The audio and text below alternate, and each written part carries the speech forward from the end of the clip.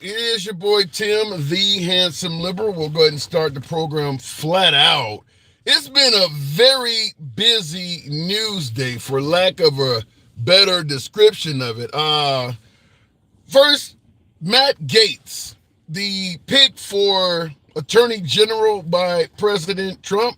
Can't call him former President Trump anymore. He's president-elect, so president He's been president-elect, former president, and soon he'll be president 47 once again. But Matt Gaetz is out. Wow. Attorney General picked for Trump, handpicked by President Trump. Many folks on the right, whether we're talking about traditional Republicans or MAGA alike, saw Matt Gaetz as a good pick. But then there was some who thought he was a bit sketchy. Certainly with him having investigations and clearly trying to keep them from becoming public record. So what I want to ask you folks, because you see what the live stream is titled, President Trump only 2 months away. 2 months from now, Biden will be history. How about that? Biden will be history. Kamala Harris already is history, but Biden will be history in 2 months. So the first topic, we always have a couple of topics. Today might be a little bit busier because there's so much going on, but I want to ask you folks, with Trump only 2 months out, how are you feeling? Are you feeling excited? Perhaps are you feeling antsy? Maybe are you feeling depressed? Do you think this is the point where we're about to start seeing some real progress in this country? Or might just see it like, remember the old animated movie, The Lion King, where Scar takes over the kingdom? Maybe you're feeling that kind of way, where Mufasa is no longer alive and Scar is going to take over the kingdom. Remember what happened? The hyenas ruled the land. So how are you feeling? 2 months to go.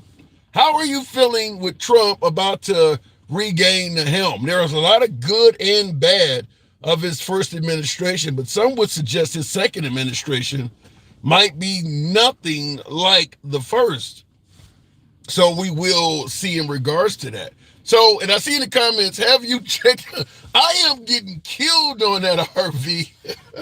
I still have not done that, and I owe you a major apology for that because I've been telling you I'm going to do that. I still have not done that mobile RV. I'm dying to see what you got going on because you've brought it up enough that I'm eager to see it. That's one of my viewers on YouTube is telling me he has a case with the Ohio Supreme Court. I'm dying to see that. So how are you feeling, folks, about Trump 2 months away? Optimistic? So-so? Or are you seriously concerned? So Matt Gaetz is out. Want to ask you also, any idea why? How do you feel? What do you think? Matt Gaetz was handpicked by Trump.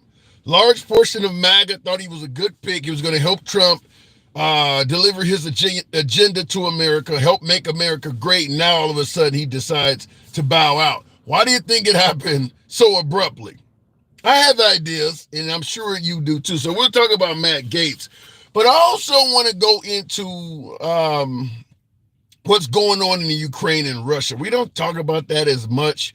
But we know over the weekend, President Biden authorized the Ukraine to the ability to use some of the American-made rockets for long-range use to strike targets deep within the heart of Russia. Russia recently retaliated. Over the last 24 hours, they used some new equipment on the Ukraine. Some folks are suggesting that Trump was in place to perhaps end that war, and Biden has sabotaged his efforts. I want to talk to you about that as well. Now, we remember Trump made this promise that he was going to end that war if he got elected within 24 hours, even before he was in the Oval Office. Obviously, that time has long since expired. But that doesn't mean he could not become president. And once he has the full power of the White House behind him, he could end it. So I do want to ask you folks, do you think what Biden did was right on behalf of defending an ally of ours, not an official ally? The Ukraine is not a member of NATO, but they are clearly an ally. Do you support what Biden did, giving them access to use long-range rockets? Or do you believe Biden took us a step in the wrong direction? And is it possible maybe he did it in effort to sabotage Trump's oncoming administration? Do want to talk to you about that. I want to point out something else. Like I said, this is a busy news day. I'll go to the box in the comment section shortly. You know how the program is ran. We are MAGA friendly. We don't block, ban, or censor anyone for their commentary. You can be critical of anybody in the comment section up to and including the host. We are all about free speech here. We go left of Bernie Sanders to I'm having dinner with Q. Everyone gets to speak. So before we get into that, though, here's another Biden tidbit. The Biden administration has now created an app, like you use on your smartphone or your tablet and devices. This app allows undocumented immigrants, folks are here who are seeking asylum or whatever, they can now use an app to bypass the check-in process, making it easier for immigrants. Because, you have a court date or whatever, you got to show up, and you got to show up in person, et cetera, et cetera. He's now creating an app. The Biden administration has created an app to bypass the check-in process. This app is already up and operational and due to be used and promoted in New York next month. So by the time Trump becomes president, you're probably going to have a hell of a lot of people that have already checked in via this app. Once again, just like with giving Ukraine permission to use these long-range rockets, is the Biden administration trying to make Trump's transition simply that much more difficult? We'll talk about that because I can't believe he did that on the way out. Created an app so that they can check in without ever showing up. So Biden is going out like a lion. Come in like a lamb, go out like a lion. Last but not least, there's a lot of topics here. We don't normally push this many topics, but a lot of shit's been taking place. And I do appreciate some of you folks that are already tapping the screen on TikTok. Get the likes up to about 10,000. It's going to be a busy show today. Pete Hegseth. He is the appointed Secretary of Defense under the Trump administration. Now, he has earlier quotes. A lot of these folks, when they get these appointments, they go back and find shit they've said in the past. Like with J.D. Vance, the whole childless cat ladies. Well, Pete Hegseth has stated that women should not be allowed to fight in combat. Now, he will be the Secretary of Defense, so he could be the one that could make this happen if he really wanted to, or at least sway things in that direction. He stated that women should not be allowed in combat. Gave various reasons why. Maybe they're emotional. Maybe they don't have the physical strength and prowess to drag wounded out of dangerous situations. Maybe they're a distraction to the male counterparts. But he doesn't believe women should be able to serve in combat. I'm dying to hear some of your opinions on that, particularly MAGA, now that he's going to be the Secretary of Defense. So those are our topics. Wow. So I want to look into the comments right off before we go straight to the box. And I do appreciate you folks that are tapping the screen. I bet my ass you're legally a foreigner. Mobile, are you talking about me? You said law is the only citizenship private. I don't quite get what you're saying there. Trump started wars, Mr. Anti-War. You're saying Trump is starting wars? Bandito, what do you mean by that? And I see in the comments, Paulo Montiero, he says, is Biden trying to start a war so that they can stay in power? Congrats from Brazil. Wow. Here in Brazil, the establishment is doing the same, is doing same did to Trump. I don't quite get the last part of that. Paulo, that's what it says. Paulo Monteiro. Am I pronouncing that right? Greetings in Brazil. Wow, I got a viewer from Brazil, but you're saying that the establishment is doing the same that they did to Trump. I think that's what I'm reading. Now, in regards to the notion is Biden trying to start a war, the war was already going. The war started under Biden, but Russia started the war. So, no, Biden is not trying to start the war. Let me go to the box. U.S. citizen does not have the first 8 amendments. Mobile, RV, is that what you're pushing in the Ohio Supreme Court? is that the typical American citizen is not entitled to the first 8 amendments? I don't think you're going to win that case if that's what you're trying to get across to me. Going to the box, Freddie Mac. Good evening. Welcome to the program. Lots of topics here. 2 months into President Trump, we're going to start out with that one because I'm curious to see where your mindsets are, folks. We'll give the caller a chance to come up. The box is already playing games. I may have to reset that. Looking in the comments, so Biden is trying to even the field. Paul, even the field by doing what? You're saying by giving the Ukrainians access to more powerful weapons, or better yet, increasing the range where they can use the weapons by. So you're saying he's trying to even the field with the Russians? I don't know if that's possible. You have to give them a hell of a lot more equipment. Because they're talking about nukes. I don't expect Vladimir Putin to use a nuclear weapon. I think he's saber rattling, but he did bring it up. We'll give a second. Apparently the guest I'm trying to bring up the box is not letting that happen. So I will attempt to move on to the next guest. My apologies there. We'll go to Tony. Good evening. Welcome to the program, Tony. There we go. Tony, good evening. Good evening, man. How's it going? It's going good. So 2 months until Trump becomes the 47th president. How you feeling? I just wanted to ask you one quick question. Did you know that your comments are on sub only? That way people ain't be able to comment unless they're subs. No, I did not know that. That's why you're not getting as many comments in your TikTok live, because only the 24 subs are the only people that's allowed to comment on there right now. Okay, I'll see if I can change that. But no, I did not know that. So, okay, but that's been taken off. So but that, yeah. But okay, I just wanted you to know. It's not yeah, letting I me. think Biden gave the approval to do long range missiles and stuff, man. Just to have a little bit of, like you said, a going out party. Just to show that he could do it. But I don't think it was a smart move at all. Wow. So, well, what about the notion that, because if he doesn't do it, what happens to the Ukraine? What, should we just let the Ukraine fall? No, I think he was worried that Trump was really going to be able to negotiate something, and he's just trying to keep the war going for now. That's what I believe. So you think Biden is just simply trying to be a spoiled sport?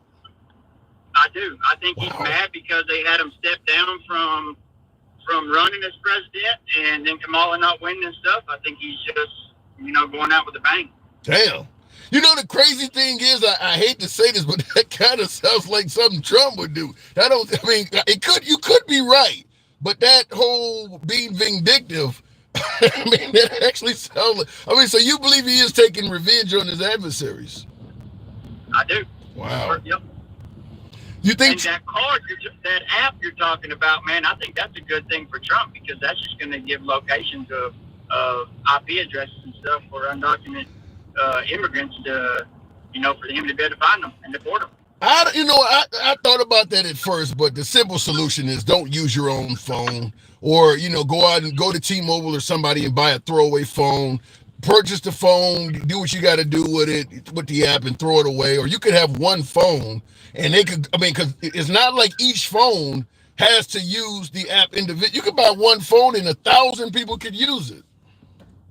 That's true. So I doubt if that really, because I'm sure that they're going to be warned by that. I'm sure the Biden administration that is pro-immigrant is going to warn them that, they could track you. So if you're going to do this, don't carry around a beacon in your pocket telling people where you're located. That's true. Yeah. So is it true that New York quit paying the undocumented immigrants? I did hear benefits and stuff.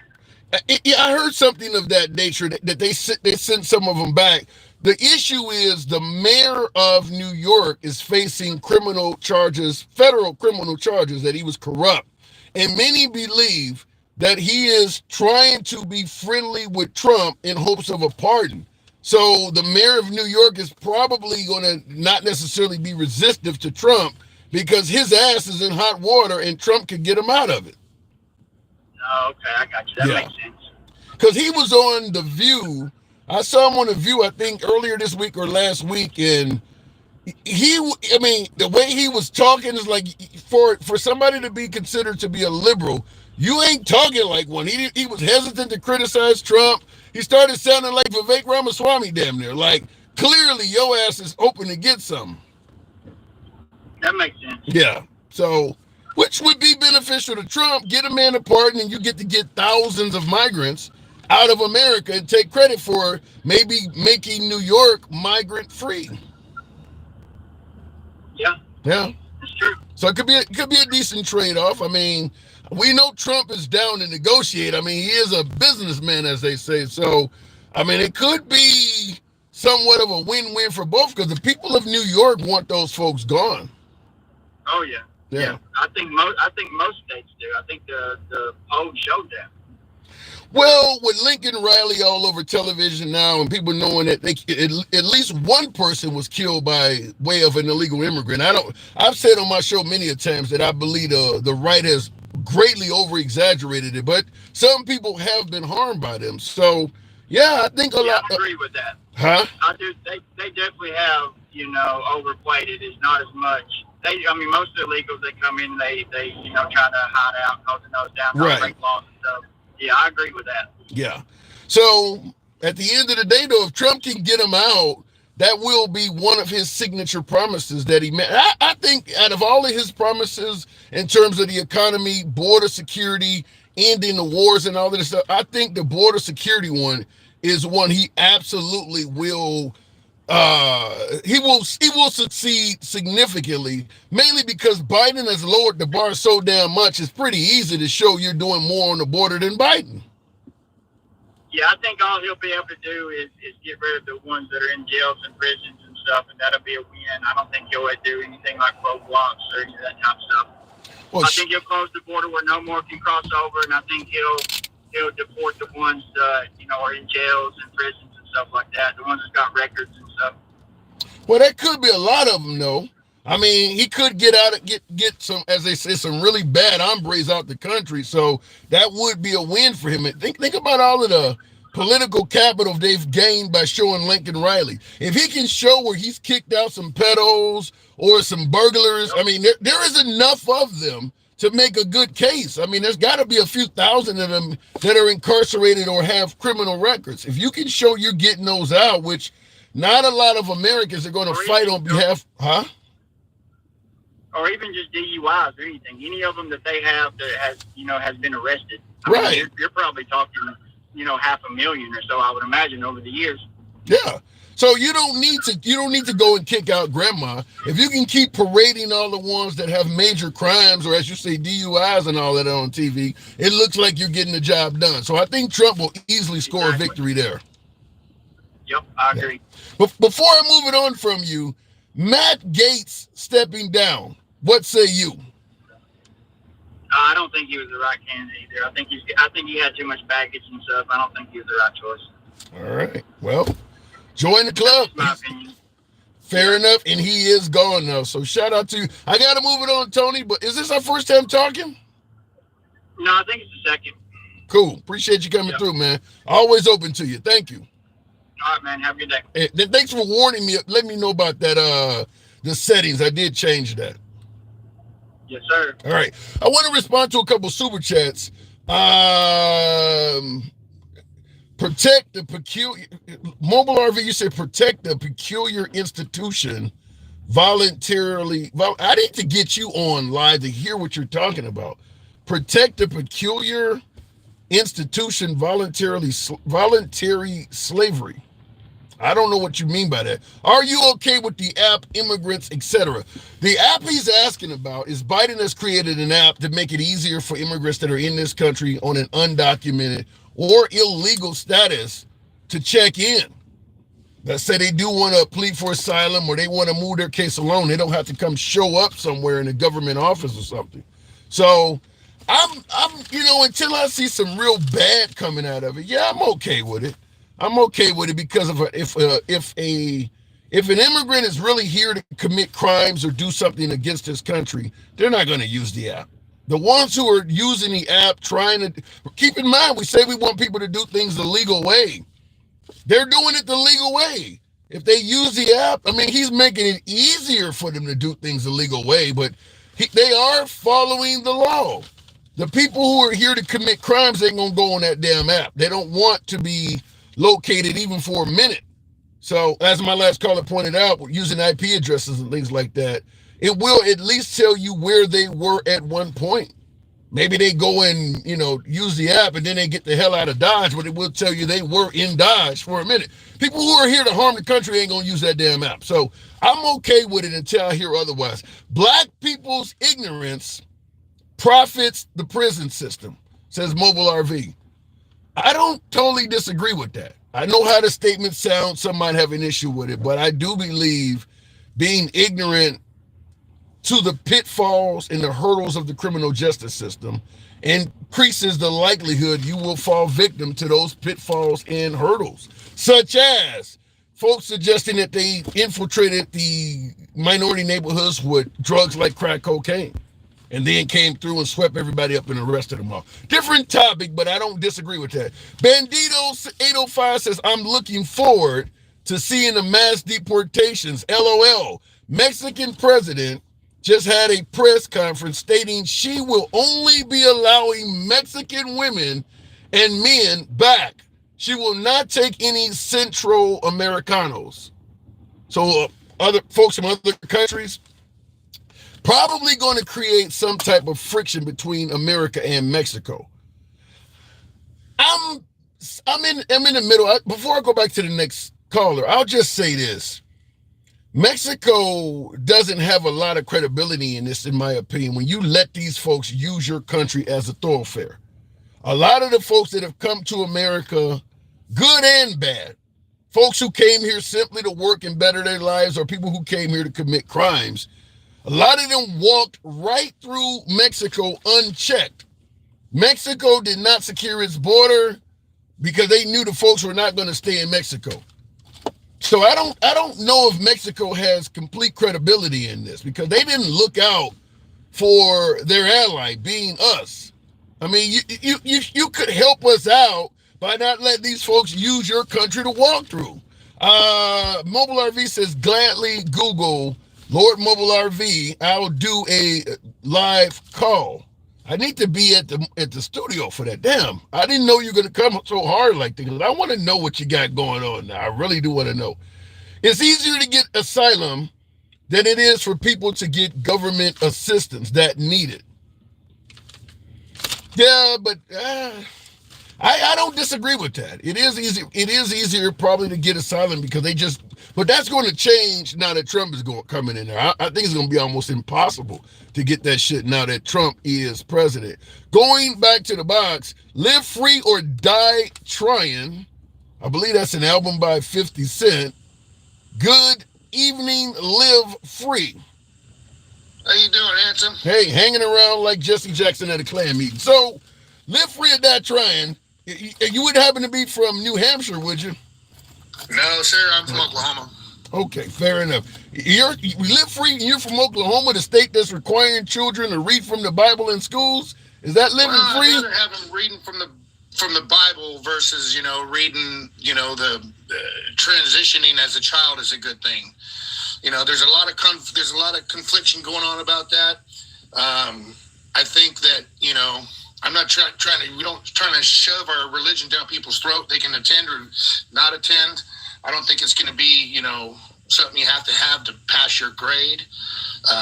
What is it? What are they doing?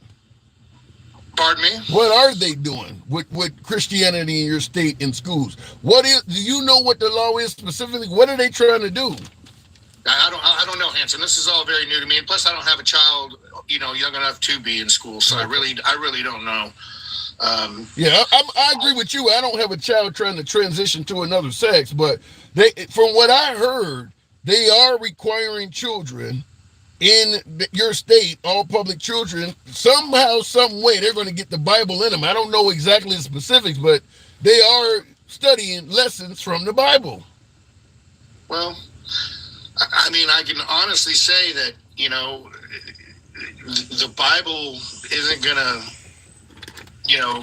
change people to bad people. You know what I'm saying, Hanson? It's got to be a good step. If you want your own religion, yes, I think everybody should have the opportunity to, practice their own religion. And I Yeah, understand but if your child is, I'm not a big fan of it. But the reason that I supported Ryan Walters is just because he was going to keep the boys out of girls' sports and out of their locker rooms and out of their bathrooms. And well, I'm fine with the notion of keeping boys out of girls' restrooms and sports, but some may say also keep Jesus out of my child. Some folks, everybody's not a Christian either. Just like everybody don't support the transgender community, everybody don't support Christianity. You want to make sure a child is of age before they make sexual change decisions. Well, deciding what God they want to worship on might be something they should be allowed to wait till they're an adult also. Yeah, I agree. I didn't want to come up here and debate on the Bibles and the schools. What brought you on? Let's get into what you got. Well, what brought me on here, liberal, is the simple fact that right now we got our missiles going into Russia. I think that that was a very bad move. I think it's very dangerous. I do not agree with that wholeheartedly. I think it's going to be weird for us to follow somebody. We all know that Joe Biden's in a decline, right? We all know this, man. It is what it is. No fault on that guy. We're all going to get there one day.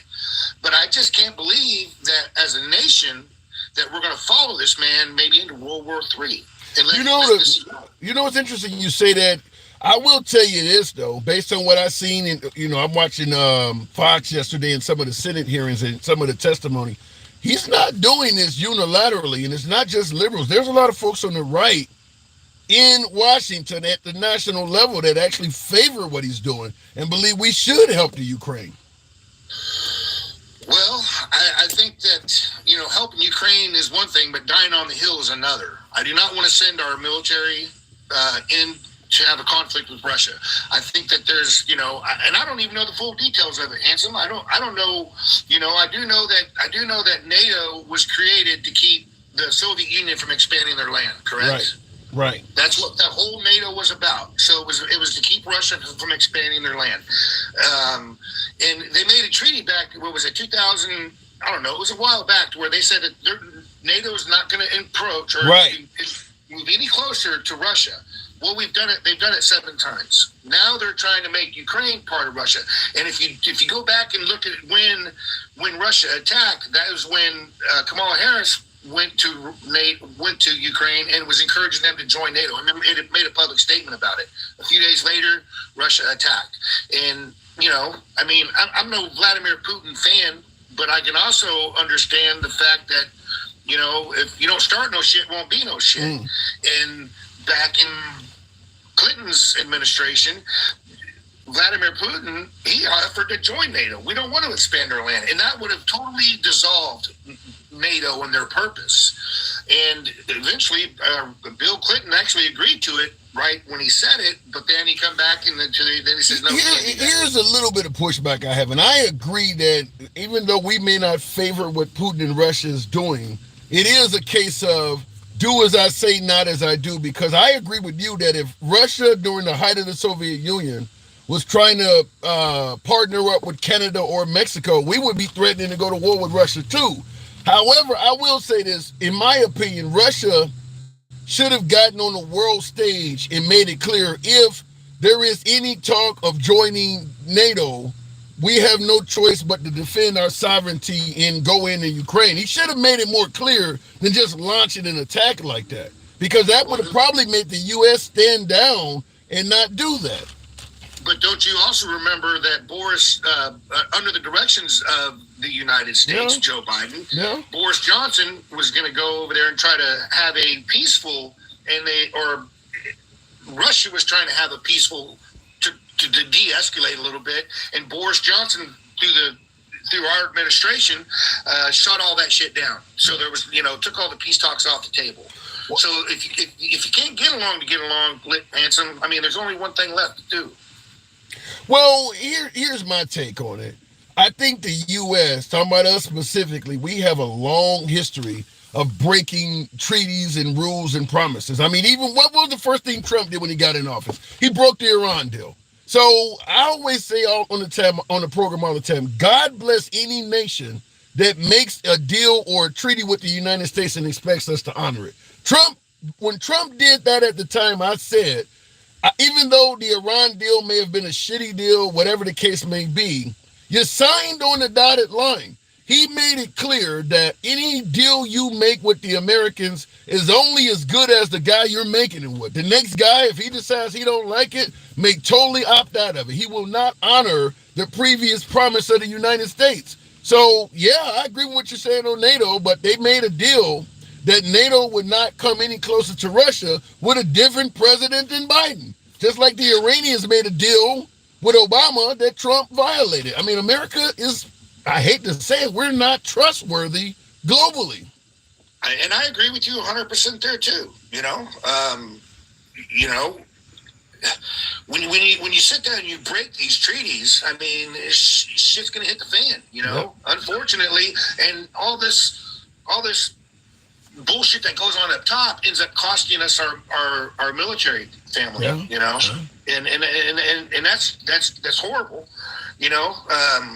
I think that in the next few months it's going to get crazy. I think that it's not going to get any better from here. I mean, unless you can sit down and talk with these people, our president won't even entertain to go down and sit down and try to pull a meeting together and de-escalate. I agree, but that what Biden is doing with Putin is kind of the status quo. We have never talked to Putin.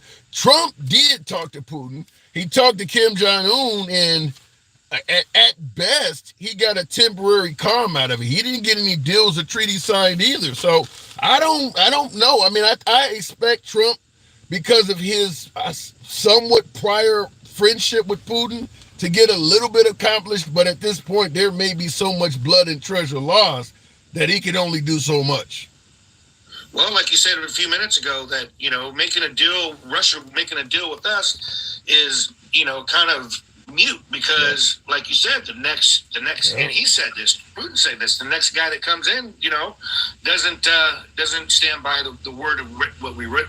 It's, I got into so many arguments with MAGA when Trump got out of that Iranian deal. They were celebrating. Same thing with NAFTA and the Paris Accord. And I told them then, I used the example of, say you go to a dealership and the dealer's wife is there operating the dealership for the day. She sells you a Cadillac for $10,000 below sticker price. Hey, I got a cheap car. You go out and buy it. The next day, the husband comes to work and shows up at your house and says, that was a dumb deal. I want the car back. Like, would you ever do business with that dealership again? And that's that's what Trump did with the Iran deal. It's a stupid deal. We're out of it. And now you got Biden doing stuff like that. So, well, I mean, we can all agree that Iran is, they breed terrorists. You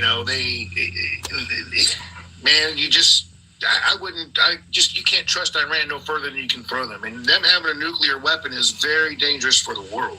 I agree with that, but you still got to honor your words. Your word is all you got. You can't come in there and say, the last guy made a dumb deal with you, I'm not going to honor it. I mean, he put the signature for the United States down on the rest of the world don't look at us, Obama, Trump, Biden. They look at us as America agreed to this. So when the next guy comes in there and just tears up the Paris Accord or NAFTA or the Iran deal, it's like, well, damn, America isn't really trustworthy. I thought it was a terrible thing for Trump to do at the time, but MAGA was tearing me a new one on it.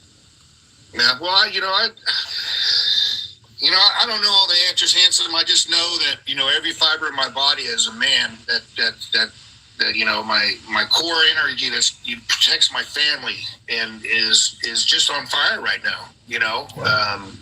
It's just it is just on fire. And with Trump coming in with the mass deportations, I agree with the mass deportations, and I think he's going to start off with the criminals. Great, listen, it's a great step forward.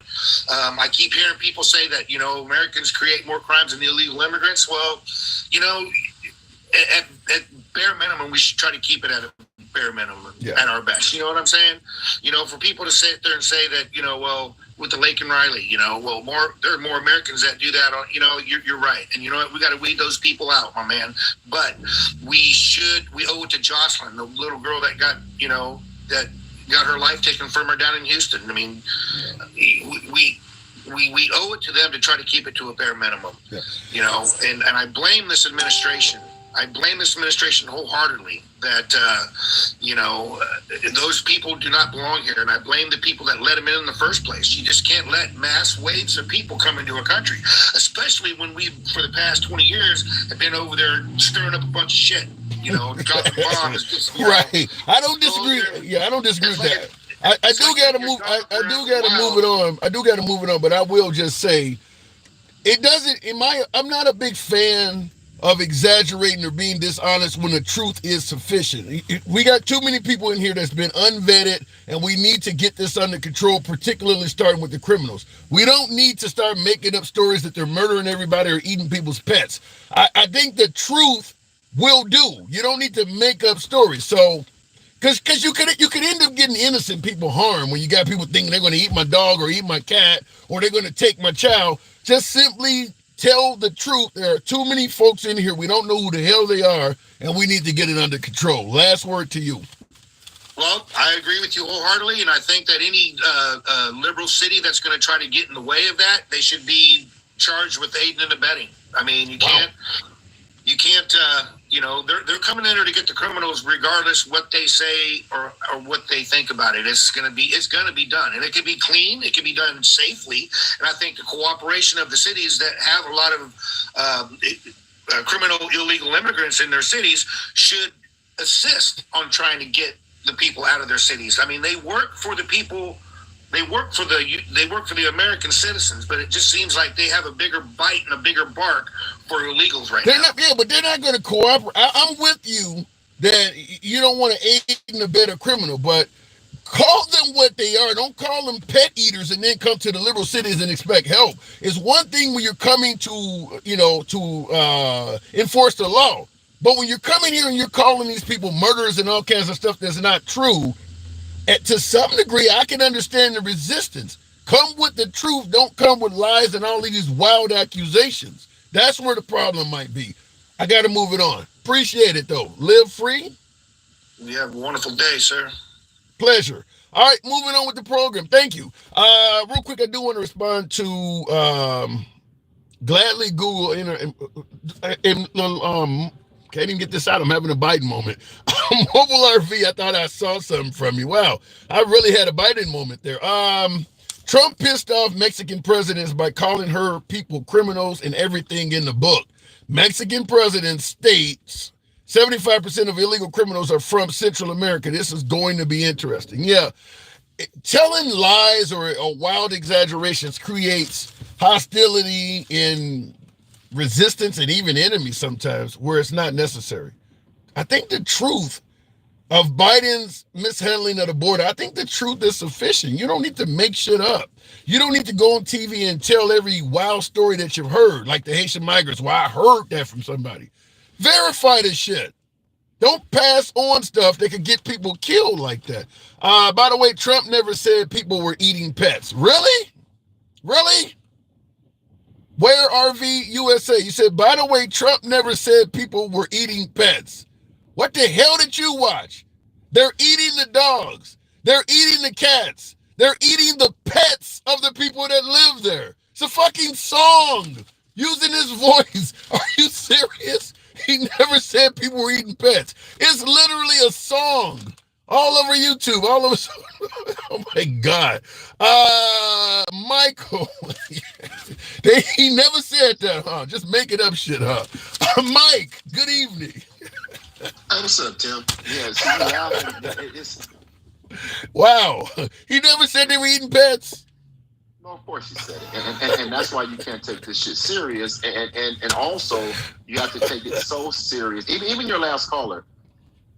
What do you mean? They are convinced that this mass deportation is for the reasons that they're saying, and that's bullshit.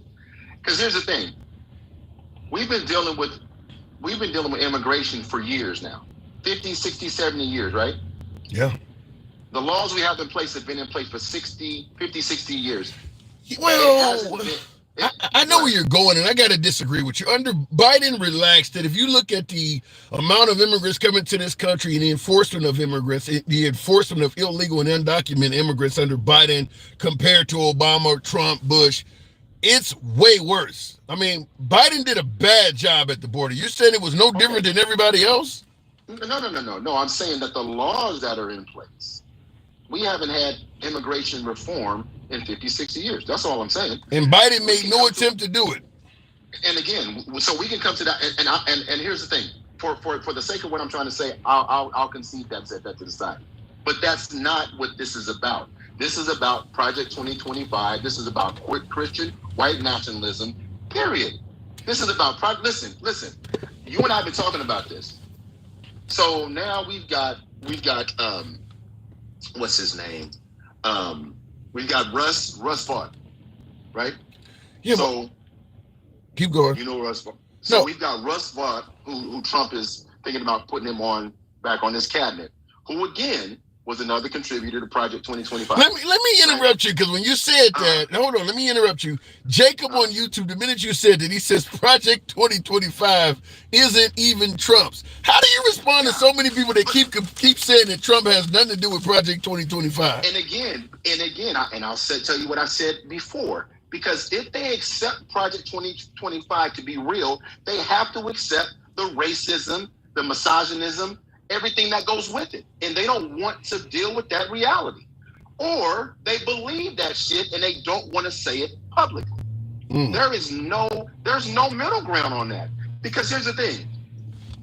They keep saying that, but everything around him, now he's got people that he is either that actually wrote it. Right, that wrote it, that are going to be part of his cabinet now. So again, they can keep denying it all they want, but in their real life, they would never ignore those facts. So when they talk about criminals coming across the border and crime, and it's only right that we get the criminals out, but Roe v. Wade has caused more women to be unalived than migrants have committed crime in this country is bullshit. So you think the whole push to get undocumented and illegals out of this country is rooted in white supremacy?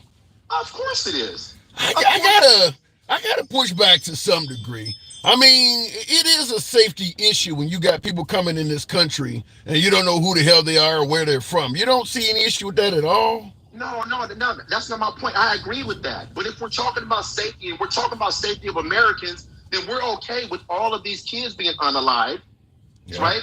We're okay with women losing their lives because of Roe v. Wade and not being able to get health care in far greater numbers. So they're using the guise of protecting Americans, but they're undoing things to protect Americans. See, it's bullshit. Give me some examples of things they're doing that are taking away protections of America, as you just stated. Women's rights, women not having autonomy, women having to. There have been women that have lost their lives since the overturn of Roe v. Wade because they can't get the care that they need if they're having a miscarriage or whatever. Those are facts, right? Those are facts. It's indisputable. So there's been more women harmed by that than Americans harmed by immigrants coming across the border. It's a fact. It's a fact. It's not even enough for debate if people do some research, but that's not their goal, Tim. Their goal is not to do research to find out that what I'm saying is true, because that goes against the white Christian national. Well, I'm going to push back. I'm going to push back and say when you say there's more women that have been harmed for these pro-life laws than harmed by immigrants. The obvious pushback is you're ignoring the fact that all of these babies that were being unalive were being harmed. I mean, how many lives have been saved? Now, I'm pro-choice, but I can see the other side of this. How many babies have been saved now that Trump has rolled back Roe v. Wade? You could argue that he's actually saving American lives to a great degree. No, because if you look at the actual stats and actual numbers, they act like women are having ABs as a way of birth control. You don't think that's the case? It's not. Listen. It's 0.1% of the overall numbers. What? You're saying that because we have, before Trump rolled back Roe v. Wade, I've done lives on this. We had between 500 and 750,000 pregnancy terminations in this country per year. You're saying only 0.01% of those were, just being. I'm looking at the numbers. 100%. I'm looking at the numbers. Listen, I'm going to say this, Tim. This was not my cause. This was not my focus until I actually started getting more educated. Hold on. Let me make sure I get the clarity on this so the audience can hear this. In terms of women that just simply they're pregnant, they're having a healthy child. There's nothing wrong. There's no rape, there's no incest, there's no life of the mother at stake at all. They just don't want that kid. You're saying that the women it's like 1%. 1%. It's like 1%, Tim. Really? It's like 1%. Yes, it's like 1%.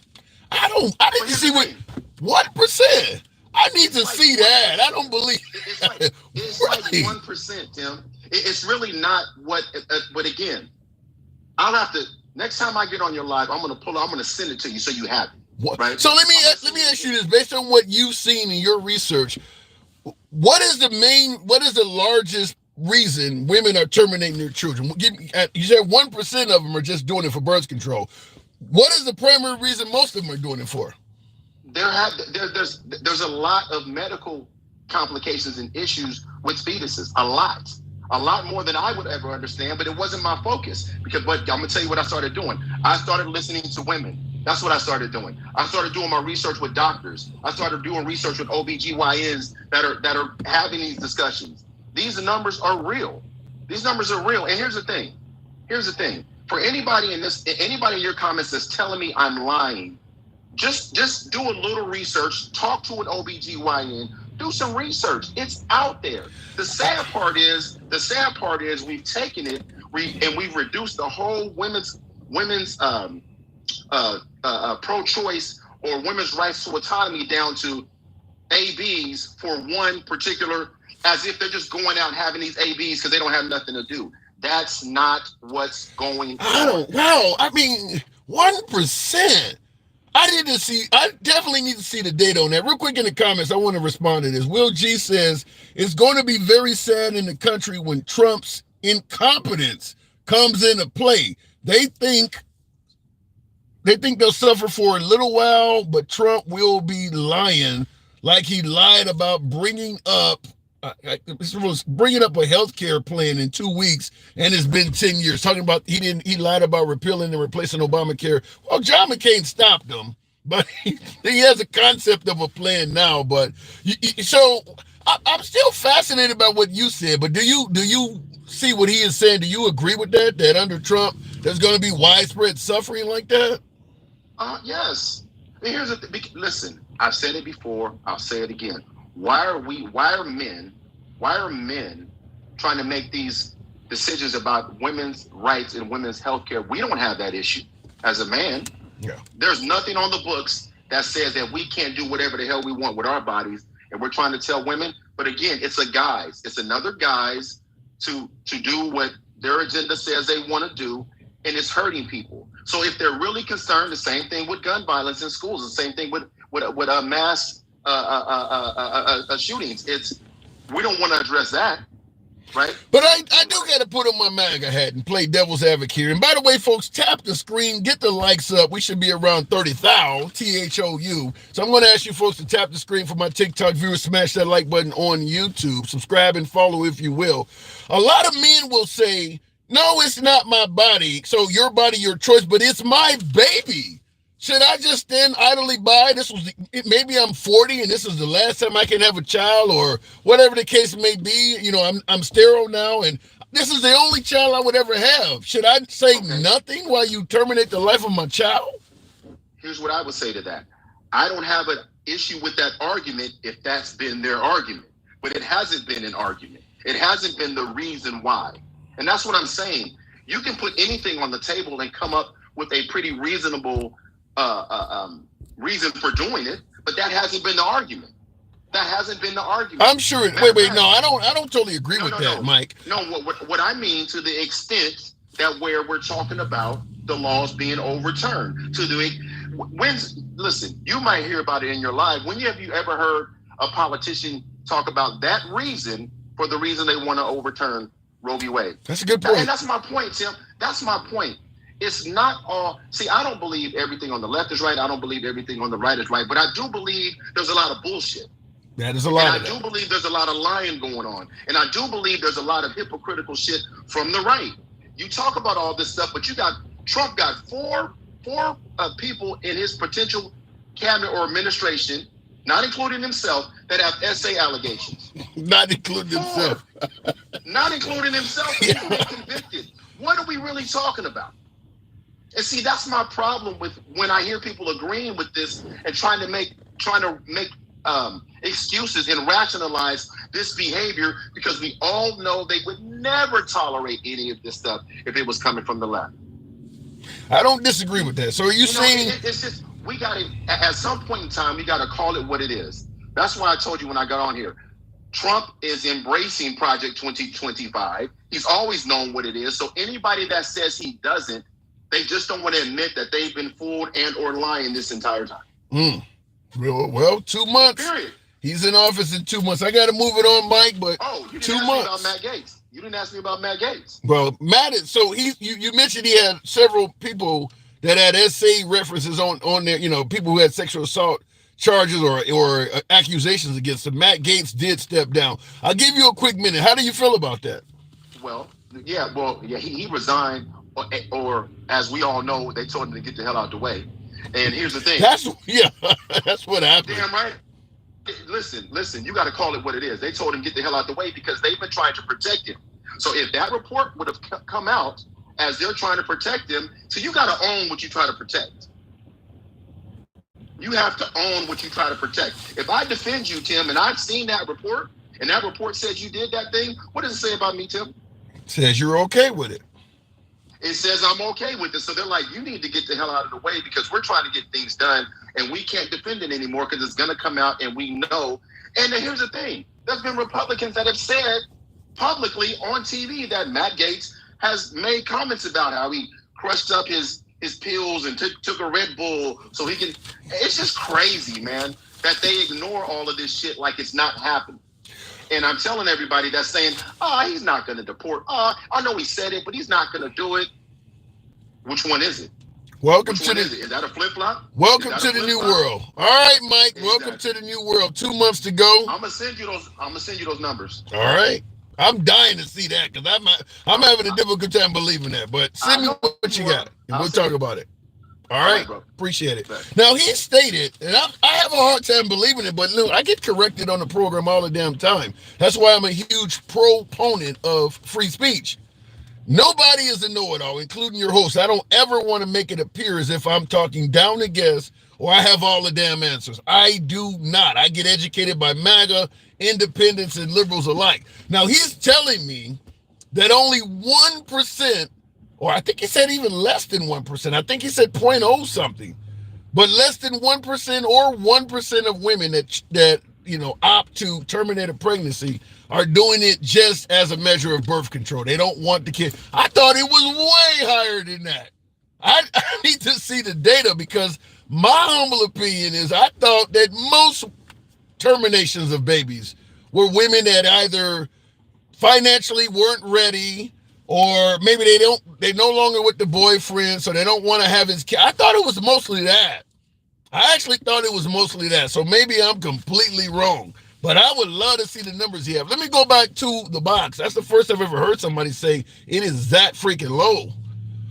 Do not have the right to use pregnancy termination as a birth control, says C. Matherson. Well, they did have the right to use termination as birth control until just recently. And there are a host of states where you still have the right to do it. So, you watch way too much right-wing media, says DJ D's. Maybe. Alan Quinn, how many men want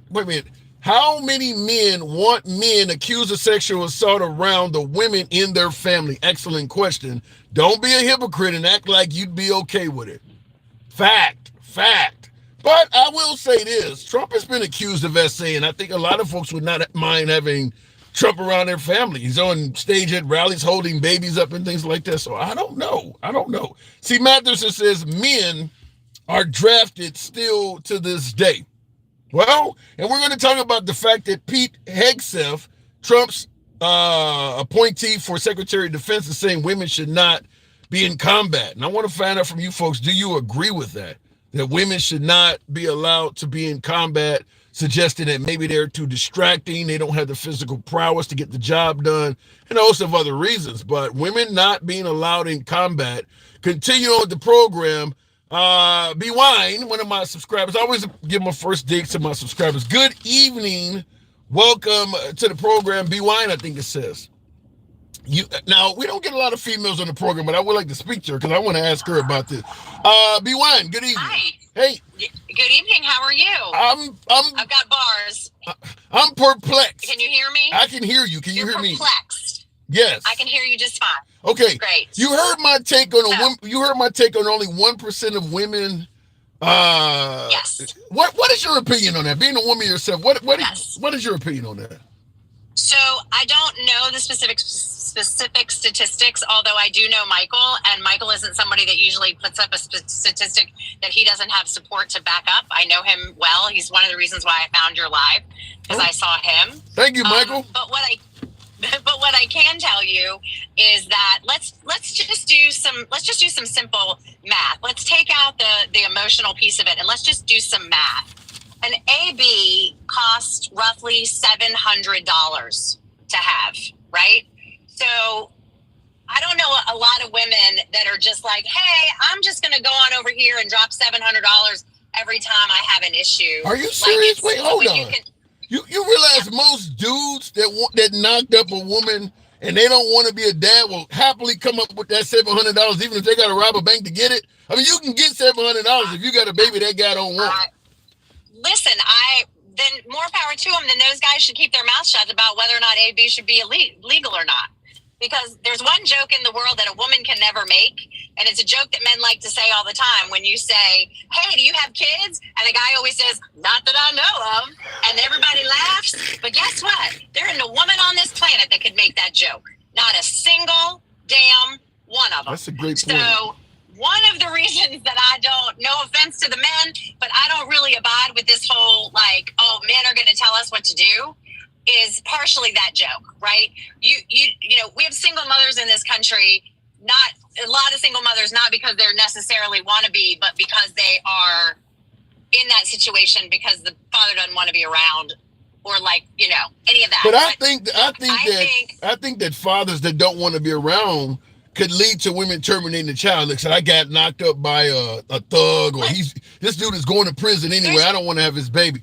1%, that seems really low. Now in the comments but I'll let you continue, but Cave Teeth in the comments on YouTube said the 1% or less on terminating pregnancies is actually the ones that are from rape or incest. That's what one of the viewers countered with, but keep going.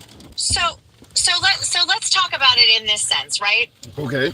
Let's talk about all the reasons that a woman might, other than medical, need or feel the need to do this. And if you were somebody, I'm very interested to know the people that are seriously anti-AB, if they have ever been in a situation or experienced one, or had a friend or a family member or somebody that felt it necessary to do it, right? One of the very interesting things you hear a lot is if you listen to a lot of these women that are nurses or practitioners that work in these clinics, they'll tell you all the time that pro-life women come in all the time, and they look down their noses at the other women and they say, well, this is not the same as them.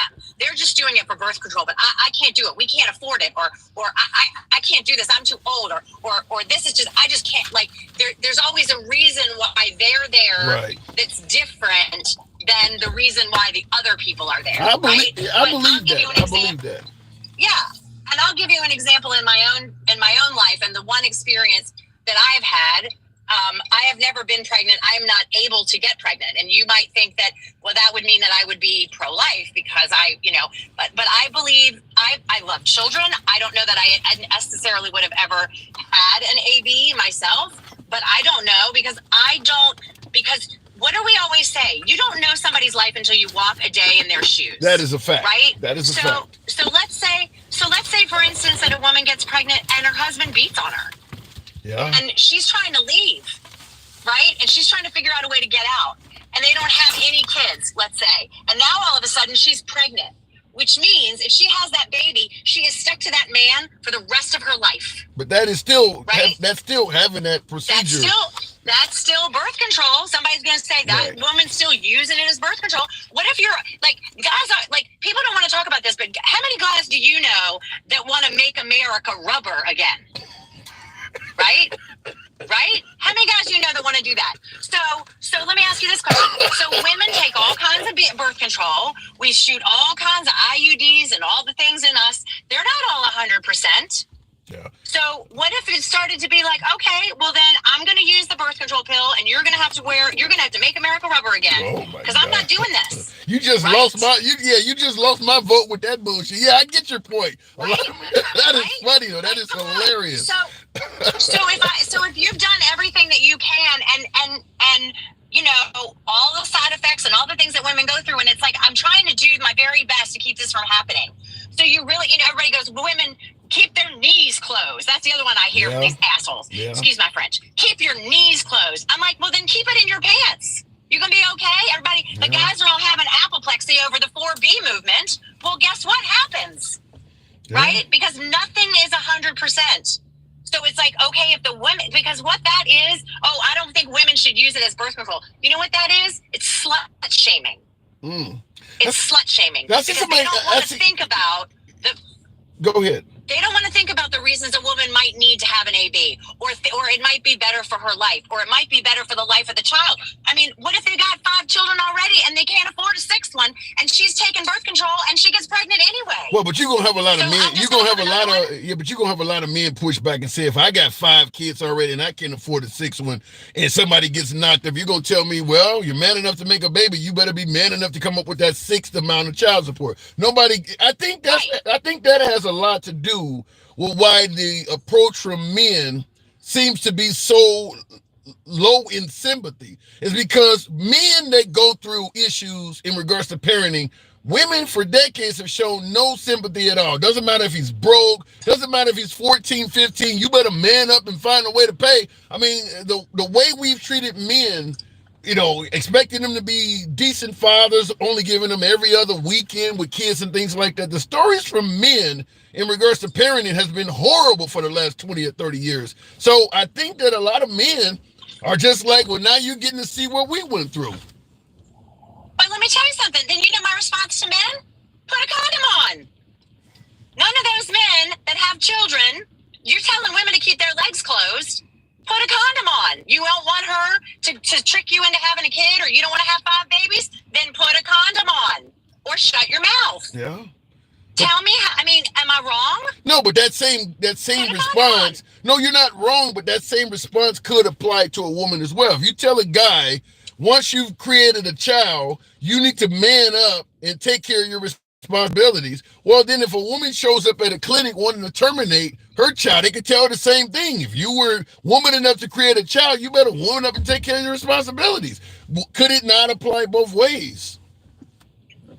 Absolutely. Absolutely, it could. Yeah. But what I can tell you is that there's more incidence of the possibility of a woman's birth control being defective than there is a condom in a woman's birth control.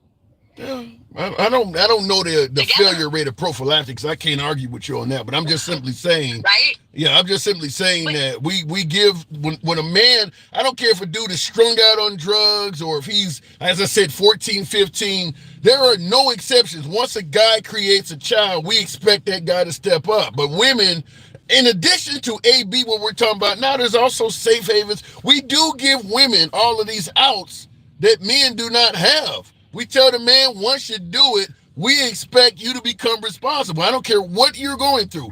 I don't care if you're mentally ill, you got PTSD, whatever. You need to find a way to be responsible. But we're telling women, well, we can't understand. But the percentage of men that actually have the opportunity to walk away, the woman, think about it. How many times what's the percentage of women that just have a baby and hand it over to the man and say, good luck, I'm out of here, bye. I'll send you a check. I'll send you a check every month. What's that percentage? Very low. Pretty damn low, right? Pretty low. I mean, we don't hear a lot of, it's pretty low, right? So the reality is, and women know this, whether you're on the pro-life side or the pro-choice side. Women know that it's the women that take care of the children, right? Yeah, but I will. Like I said about the joke, you can't walk away. You can't walk away. And even a check. Listen, even a check isn't a parent. Even a check isn't another person helping you raise a child. True. A check doesn't keep you from having to not work as much, not have a life for yourself, not have, you have a child. It's crazy. I don't disagree. I don't disagree that a check doesn't compare to parenting whatsoever. I agree with you 100%. But I will say this. It's amazing at how many you see all these women, these dudes that go down to family court and all that. It's a lot of decent. I hate to sound like I'm fighting on behalf of men, but there's a lot of women that are choosing to be single parents. Every child growing up without a father was not abandoned by his dad. A lot of women, for whatever, I don't like your new girlfriend, or I don't like the fact that you dumped me. There's a lot of dudes that actually want to participate. And the woman just kicks him out of the picture. And unfortunately, at least for the last generation or so, our system has really given women the power to do that. If all things are equal, both parents are gainfully employed, both parents are healthy and everything else, woman's going to be more victorious in court most of the time. So it has been unfair after the child is born. So your feeling is though the women, your point is, and again, I know that we're having a conversation that's a little bit on topic but off topic. But your feeling is that the women are just having the baby so that the men have to pay for them. No, I'm just simply feeling about it. No. I'm saying that once we start talking about taking away a woman's right to choose, the system will be unfair, in my opinion, because I'm pro-choice 100%. But I believe the system will be unfair to women. What I'm saying, though, is while women are crying that they're losing rights or how the system is mistreating them, they have ignored for at least a couple generations that the exact opposite has been happening to men. I mean, all the reasons I gave you.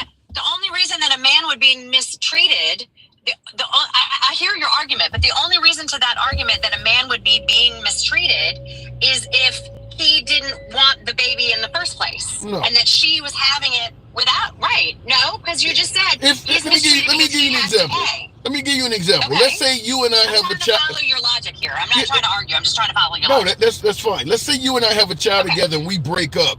You generally get custody and I get every other weekend. So that means out of every month, I'm getting 4 to 5 nights with the kid, and you're getting like 25. That was the default position, where the mom got the lion's share of the time, and even in some cases, she got the lion's share of the support coming from the guy.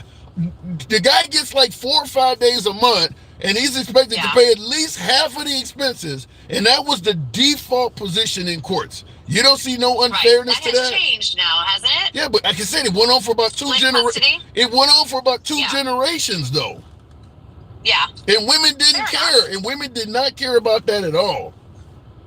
Well, but also but for at least one generation before, I don't know how old you are, but my mother's generation was the first generation where women could have a credit card, they could have a job, they could buy a house on their own. I mean, they were stuck having to be supported by the man. Yeah, but there was no choice. No, I don't disagree with that. But we're talking about parental stories. But I don't disagree that. But I mean, if she got pregnant and had a kid, like it wasn't like she could. I mean, she couldn't even have a credit card.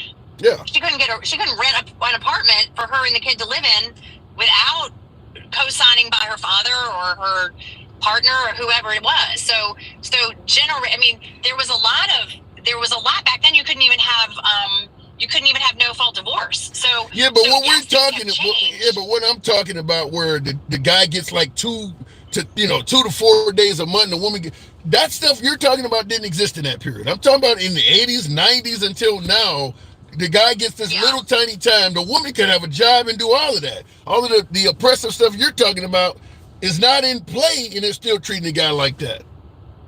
So are you saying that the men were fighting for more time so that I don't want to say so they could pay less, but they wanted more time. Yeah. And in that scenario, they wanted more time and to pay less money. I mean, well, if you get more time, less money should be part of it, because you got to spend money on the kid when the kid's with you. But I would say go to any family court. There are men in court fighting on behalf of custody and visitation for their children every day. I mean, that's probably one of the biggest issues that we call it family law attorneys deal with, is men saying, I can't see my dad. If you watch any of the old shows like the Maury's and all, that's the first thing women. Yeah, I can't see my kid. Yeah. Yep. I mean, so it was well known that men were being denied time with their kids, and the system was favoring the guy's money over the actual guy being a father. That was well known. Yeah. And so now the system. Listen, I don't think that that's not a problem we shouldn't try to solve. I just don't know that I would go so far as to say we need to solve that problem by. Yeah, I agree with that. That problem is the same as not having autonomy, because right now, and I want to make sure that your listeners know this too, that you know how they've been saying, like, they wouldn't codify birth control and IVF. Right. Do you know why they wouldn't do that? Give me your. Do you know the real subtext? No. So the subtext of that is that, and I'm gonna get a little technical, so I'll try to use not necessarily. Okay, I'm gonna have to move you because I do got to move it on. But go ahead and I'll let you land it. Here's why. Because IUDs don't stop fertilization; they stop implantation, and IVF is fertilized eggs that are in a freezer. And if you've got enough babies and you don't want to continue on, but you've got viable cells that have divided enough, and you destroy them, they call that an AB. Wow. And if you're using an IUD, they consider that an AB. That's crazy. So what I'm trying to get people to understand is that this is not just, this is beyond just, medical procedure. This is beyond all of that. That's the reason why they wouldn't codify IVF and IUDs and birth control, because that's what they consider those ABs. So that's how severe. That's how far down the rabbit hole they're going. It could get bleak. I got to move it on, though. B-Wine. Yep. Great conversation. It was my first time. Great conversation with you. First time talking. I keep following you. And I look forward to talking again. Anytime. My door's always open. Okay, moving on. It was good to get a female perspective on that, because a lot of the men in the comments agreed. A lot of women are, you're full of shit. I get that from the women. I appreciate the healthy dialogue on both sides of the aisle. You guys know I don't block, ban, or censor, so you can be critical on this program. That's what free speech is about. I'm going to ask that I always ask. Tap the screen. Get the likes up. Let's see if we can get around 50,000. 50. F-I-D-D-Y. So tap the screen, get your boy up to about 50,000. I'd appreciate that. If you guys enjoy this type of dialogue, uncensored, all sides of the aisle, civilized. It is civilized to a degree, but we enjoy speaking with folks from all sides of the aisle. That's how we do it. We don't talk down to guests. If you enjoy that type of dialogue, feel free to follow the program on TikTok. Subscription on YouTube horizontal or YouTube vertical. I do want to respond to some super chats. I didn't respect from Canada. Shout out to one of my Canucks, John E. Souls. Appreciate that. I wanted to respond to a couple super chats that I did miss. And unfortunately, the YouTube thing is acting crazy here. Bandito says my neighbor 14-year-old was the R word. We'll just say sexually assaulted by dad. That's it. That's a case of incest. Gross and sad. Girl had an AB. Mom still stayed with the man. Daughter was removed, and it is a mess. I can another Biden moment. I can confirm that sounds like a mess. That's what I want to say. That does. Wow. My neighbor, 14-year-old, was sexually assaulted by the father. Thank you, Dincal. Appreciate that. By the father. It is indeed gross and sad. Girl had an AB, so she got rid of her. This would have been dad's child and his grandchild simultaneously. Yikes. Mom still stayed with the man. That's terrible.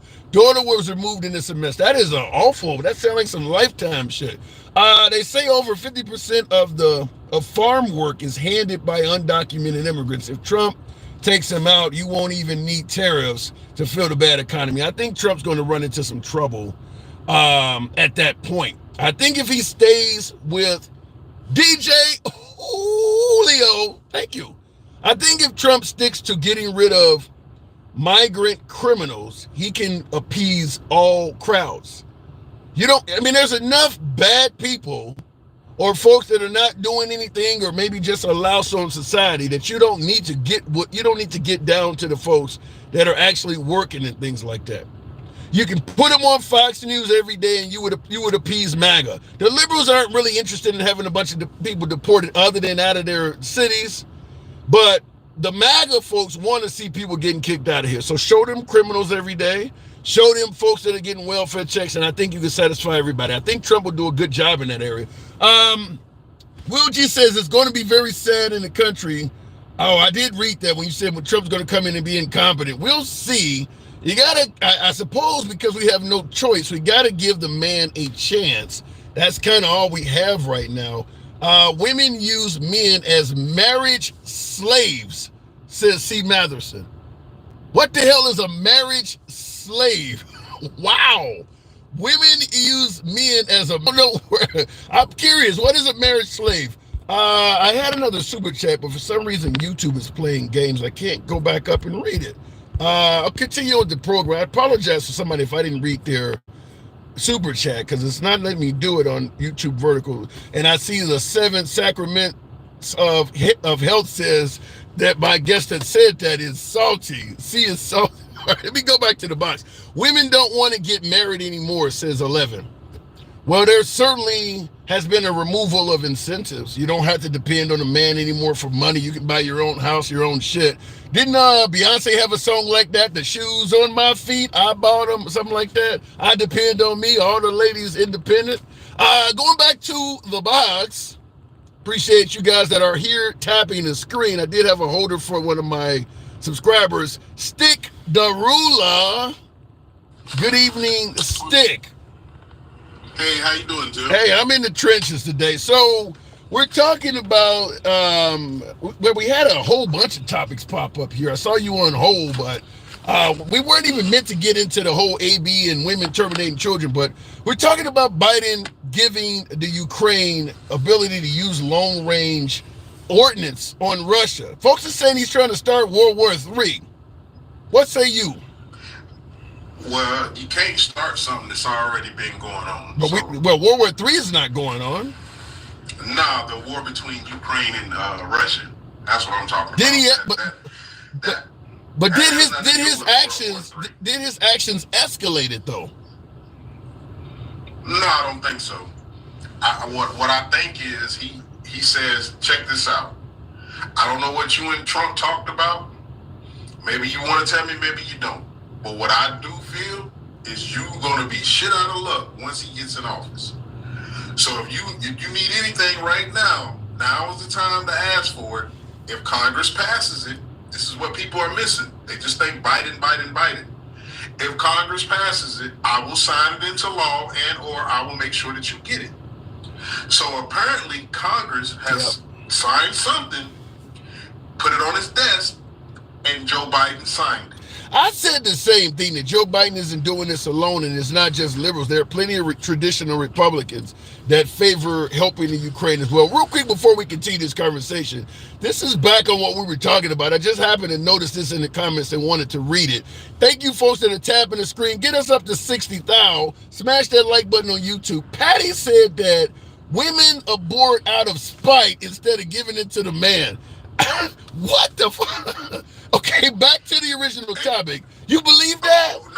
No. Well, so check it out, Tim. You, in every case, in every race, in every speck of this earth, you're gonna have 1, 2, 3. I don't know how many, but you're gonna have a small percentage of people they do stuff like that. That's just evil. That's just evil. Now, but mind you, not being a woman, when you had the guest up there that said it was like 1 point something percent. Yeah. What do you think about that? So this is what the research said. The research said they don't have a number, but what they do know and what they've been paying attention to and keeping track of, that most ABs happen in the first month of pregnancy. Okay. But they don't have a number as to why women are doing it. No, they don't. That makes sense. That would be like saying, let's figure out how many Americans are intolerant and hateful towards other races. Most people ain't going to admit that shit, so you never get it. Most women are not going to admit, I didn't have any other reason other than I just didn't want the kid. That's why I got rid of it. Them type of women probably ain't going to come to the fray and admit it. Well, they only gave 50% is done in the first month. They didn't say who it was, how it happened. Right. They didn't give any reasoning, but it just depends on how you look at it. Some people will look at it and say, well, see, that's the evidence right there that 50% of them are going and having ABs just for let's speculate. If you contraceptive. Yeah, but let's just speculate. If you just had to guess, let's say you're on a game show where you win the prize and you got a 50-50 chance and if you guess the right way. Do you think that 1% is likely correct or an understatement? Again, I just looked at the numbers real quick. Again, it didn't give me a number, but I would say being it didn't give me a number and they just made it out and said that it was in the first month of pregnancy, I would say out of that 50%, it was probably more like 15%. So it's a gross understatement then. Well, I'm saying it's 15% out of that 50%. Let me ask you more clearer, because you're giving me word spaghetti here. I'm asking you, out of all of the women that terminate pregnancies, do you think, suggesting that only 1% of them do it as a total elective method of birth control, do you think 1% is likely closer to being accurate or a gross understatement? I think it's closely to being accurate. Closely being accurate. I believe it's closely being accurate. But again, Tim, we've had this conversation about ABs. I feel I'm pro-choice. So am I. I feel like a woman should have full autonomy over her body. So do I. And anything else. But at the same time, for the men, I feel like we don't have our rights for our pockets. I feel like sometimes in that percentage, you do have women that have children, and on the back end, it's you can't see the child unless I get my money. Yep. I mentioned that to my last guest. When you watch them Maury shows and shit like that, that's the first thing they always say. He ain't paying me, so you can't see you. You see women show up in court and say that. He ain't give me no money, so I ain't. Yeah, they do that a lot. Yeah. So then on top of that, again, I was saying it during the election and a little bit before the election. Well, not really before the election, but before Donald Trump started saying he was running, which was 2 years before the election. Men should have more rights, just period. And I know it's hard to hear that. Damn, man, want more rights. Yeah, I want more rights. I want more rights to my pockets. What do you think? And I want more rights to say that. Look, if I can tell you out of my mouth, I don't want no more kids. I don't care how you get it done. Whether it's on video, whether it's through a contract, whether you got to sign this card, I don't care. I don't want any more kids. If I tell a woman I don't want any more kids and then she turns around and says, well, I'm going to have it anyway. Okay, ooh. And we're in a state where you're allowed to go have an AB. Ooh. I want to be able to sign a contract that says, you said you wanted to keep it. I said I don't want it. I give up all my rights. Ooh, I see the key. I'm sorry. I give up all my rights. Okay, I just want to bring I want to bring up a woman, the woman. I want to hear her opinion because I've seen her in the comments. Takesha, how would you respond to that? You need to get a vasectomy if you don't want any more children.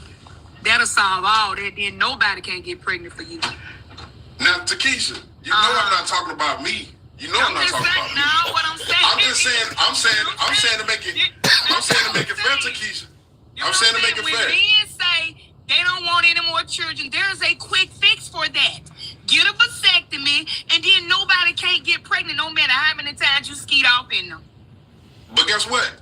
Takesha, that's not the issue. The issue is again, men's rights. We just sat up here and talked. Hold on, Takesha. We just sat up here and talked about the money issue. Some women, excuse me, y'all. Some women have ABs, not ABs. I'm sorry. They have the child to keep the man on the leash to get that money. That's some. And I'm not going to give it a high number. I feel like that number is very low. But at the end of the day, to eliminate that, it needs to be a process. It needs to be a process in the sense of you don't have that cushion no more to go out there and be doing all this stuff and creating life like that. We already got it for the man. Yeah, we got it for the man. We got it for the man and we got it for the woman too. And they both can abide by it and say, guess what? I need to either strap it up or not even have sex. But Stick doesn't she make a point though that if you are in a relationship and you're telling your spouse or your woman, I don't want to have a kid, she is correct. The simplest solution is just to go out and get the procedure done. And that would be true. I said I'm not really talking about me. But let me ask you this, I got all my kids, and I ain't never asked nobody to have an abortion. But what I'm saying is the man should have the right, the same way a woman has the right to put a man on child support. If you got the right to put a man on child support, the man should have a right to say, well, I told you when we signed this agreement that I didn't want no more kids. If you want to keep it, that's on you. Whoa. Go ahead, Takesha. Let me ask you this. Hold on. Because you say y'all don't have any rights. Okay, a woman get pregnant. I didn't say that. Hold on. You walk off from the child and the woman. You don't never have nothing else to do with that child. But if she wait till that child grow, she can't walk off from that child unless somebody gonna come with the police and say she abandoned that baby. But they don't call y'all abandoners. They just let y'all walk off. You pay child support, you pay it if you want to. If you don't, you don't. You can't tell trying to get child support. No, ma'am. That ain't true. That's not true, Takesha. That's not how that goes, Takesha. That's not true. If you miss a child support payment, they will come and get you. That's not. Ain't none of that. Ain't none of that, Takesha. My youngest child dad owes me $18,000. He never paid child support. My child is 27 years old. They never went and picked him up from nowhere. Takesha, this is the question, the only question. Did you worry about it? Did you go down there to the court? I went back and forth to court. I took off days from my job. Going to court, he never showed up. They never picked. They swear they couldn't find him. I was riding by that boy mama house, seeing his car, taking the address. They still act like they couldn't find that boy. Okay, so Alabama, Louisiana, Georgia. Where we at? Alabama. I live in Alabama. That's a red state. I'm going to expect that. Exactly. Because I'm gonna tell you something. But listen though. That's the red states. We already know how they go. Listen, I'm an ally. I'm not against you. I agree with everything that you are saying. But all I am saying is, and I've been saying, in the beginning, it's like this. You sit down, you talk to that person, y'all talk and y'all correspondence back and forth. This is imaginary world. This is not real. TikTok, just bear with me real quick. Okay, I'm gonna have to move it on, but I'll let you guys finish this up. Yeah. I'm quick with it. You understand what each other wants. If I tell you and we have signed this agreement, this is the imaginary world because there ain't no agreement right now. If I sign this agreement and I tell you I don't want any more kids, as a man, I want the right to hold you like Trump to those shut your mouth contracts. I want to be able, as a regular, ordinary person, say, hey, look, you done had this child. I told you I didn't want it. I wasn't trying to be soulless, but we signed this contract together. So I should not be liable. Stick. I should be able to hold my own money. How can you say We'll cure all that. Here's my point though. If you're saying I don't want no more kids and then you busting inside of somebody, aren't you kind of contradicting your own wishes? Yes, he is, handsome. I gotta move it on though. Handsome. Again, I said I wasn't talking about me. I was talking I about know you're not. I get it. All right, I gotta move it on. All right. Hey, you gotta scare them not to have any more kids. If a man has a whole bunch of freedom, like Trump got all that freedom up there with the Supreme Court, I guarantee you stuff will change. Hey, they shaving their heads, not All right, Stick. Appreciate it. Hey, handsome. Oh, you said we're talking. We're actually asking about. That went off the rails, but Stick went too far. I got Pete Hegseth, Trump's appointee for Secretary of Defense, saying women don't belong in combat. Since you're a woman, how do you feel about that? Under the Trump administration, if women are prohibited from being in combat, is that a step in the right direction? Because some would say that women can be too distracting to the male soldiers and they don't have the physical prowess to get the job done. He's sexist, and that's a sexist comment to make. All men are not horny dogs that think with they TikToker, with your thing that swings like a grandfather clock. Some men have restraint, and some men can see a woman and not want to bang her on the front line while they trying to fight. Yeah. So I get a lot, but you'd be amazed. I get a lot of Trump supporters that actually agree with this. I got a lot of women that actually think this makes sense, that women have no place in combat. Those are small-minded women. Let me tell you that. Because a woman can be a protector. She protects her children. A woman can, if you're a single parent, you got to protect your home. So what's the big deal? Big deal is you take a guy like me, I'm a bigger guy. If I get wounded in combat, can I depend on a woman to drag me off the battlefield to safety? Yeah. If you train her right, you can. If you train, hey man, You'll be surprised how many women, because let me say something. We go to the gym, we lift weights, and we can bench press a lot of weight. Just because you looking at a woman like she's weak does not mean she can't pull you. My friend have a hard time wrestling with me, and he's strong as an ox. But because I lift weights and I've trained myself, I can kind of restrain him a little bit. Just because we women don't mean we won't have no strength, handsome. That actually sounds kind of sexy. So in the comments, no, that's right. I'm ready to fight him now, baby. Herb says that is why women get raped. Stay off the line. Not strong enough to carry a wounded man. He's saying that's all because there is a lot of sexual assaults in the military. That's a real nasty comment to make. That's why we get raped. That's ridiculous. We get raped because men are horny dogs that nobody want to sleep with, so they feel like they got to take it. That's why women get raped. So no problem with women in combat. I don't have no problem with it, Handsome. All right. Handsome, I had to apologize and be the bigger person because I said that Leaky Cheeks wasn't going to win. And when I woke up at 2 something in the morning, Lord have mercy, Jesus on my soul, and I saw that Leaky had won, I just started praying and asking the Lord, why, Jesus? But I wanted to come and apologize to you, because I said I would. Said if he won, I would apologize, and I'm gonna be the bigger person. I was on live for 7 hours on election night, and I wasn't expecting him to win either until every state started going his way.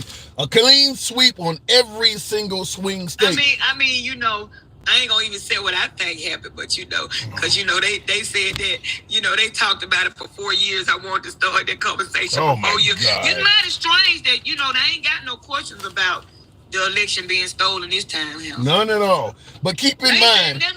All right, but I gotta move it on. But what is your opinion on the absolute fact that if you combine all of the female voters in this country, more women voted for Trump than Kamala Harris? What's your opinion on that? Women don't stick together. Damn. They don't. I'm gonna say it like this, Handsome. You got women that are afraid of their husband. They have to vote like their husband tell them. You got some women that are jealous of other women that don't want to see other women get ahead. And then you just got some dingy chicks that don't know no better. And black women did not support Trump. And the ones that didn't vote for him were just the ones that have the same mind. Wow. And black women, only 7% voted for Trump. So it wasn't black women. Because, baby, let me tell you something. Y'all don't run us. First of all, our men don't tell us who to vote for, and they tell us what to do. We our own women, and we got our own mind, and we was not finna go against our woman. Takesha had to take meds to say sorry, says Bendy. So if your apology, I didn't take meds. I just came up and said I was sorry. I mean, really, where's my boyfriend at him? All right. Well, you keep wrestling like that, you're gonna get another. I gotta move it on though. Appreciate it. Bye, handsome. Holla. All right, moving on with the program. I do want to respond to a couple super chats before I move on. C. Matheson says women use women use men as marriage slaves. That was crazy because he says she doesn't care. She's writing it off. How does that work? I don't quite get that. I'd be curious to know before I move on with the program. I do want to. I don't know what the hell I'm looking at. Will G says Biden is right to do what he's doing for Ukraine because Trump will definitely cut them off. Everybody believes that. And Zelensky will be in real trouble, and then the USSR will be back up and running with Ukrainian resources. Damn. Now, I do tend to agree. I think most people agree that Trump will likely cut off the Ukrainians from support one way or another. And I'm somewhat agreeing with you and Bandito, who said Trump backing up Russia. I do think Trump favors Russia over the Ukraine. I don't know to what degree, but he's spoken positively of Russia in the past and negatively of the Ukraine. We gave Trump a chance. He failed. The newer voters just don't know yet. This is coming from Will G. Says they will learn the hard way for believing right-wing propaganda that made them vote for Trump at the last minute. How many of you folks believe that maybe Trump is deceiving the voting public and they fell for what some might say is the okie doke? I don't know. Let me go back to the box. Wow, that's, man, well, we will see. Thank you folks that are tapping the screen. Get the likes up to about 60,000. DJ Julio. So I see T Smooth says you do agree they fell for the okie doke. What is this? U.S. is goodwill. What is this? The U.S. is goodwill. Depends on who you ask, Bobby. DJ Julio. DJ Julio, are you there? Okay, apparently he's not. I'll move it on. So I think he has a Model T going in the background there. Trump didn't fail when he was in before, shaking my damn head. Well, I said YME. I don't even know how to pronounce that, but you're saying Trump did not fail the first time he was in there. Depends on who you ask. A lot of folks favor Trump's economy. They definitely believe he was better at securing the border, but keep in mind, he did get fired the first time. There's a reason why he lost. Some folks did not like him. So you can say he didn't fail, but he did get voted out based on everybody's belief other than his. Kamala was talking about family values and ABs. That scared me. I think the transgender stuff scared people too. Moving on with the program. Dencal, good evening. Welcome back to the program. One of my subscribers, Julio, wasn't there, but we'll go to Dencal. Funky Comadina. Dencal, if it brings you up. Good evening, Dencal. Hey, what's going on? Shit, you heard a lot. What tickled your fancy there?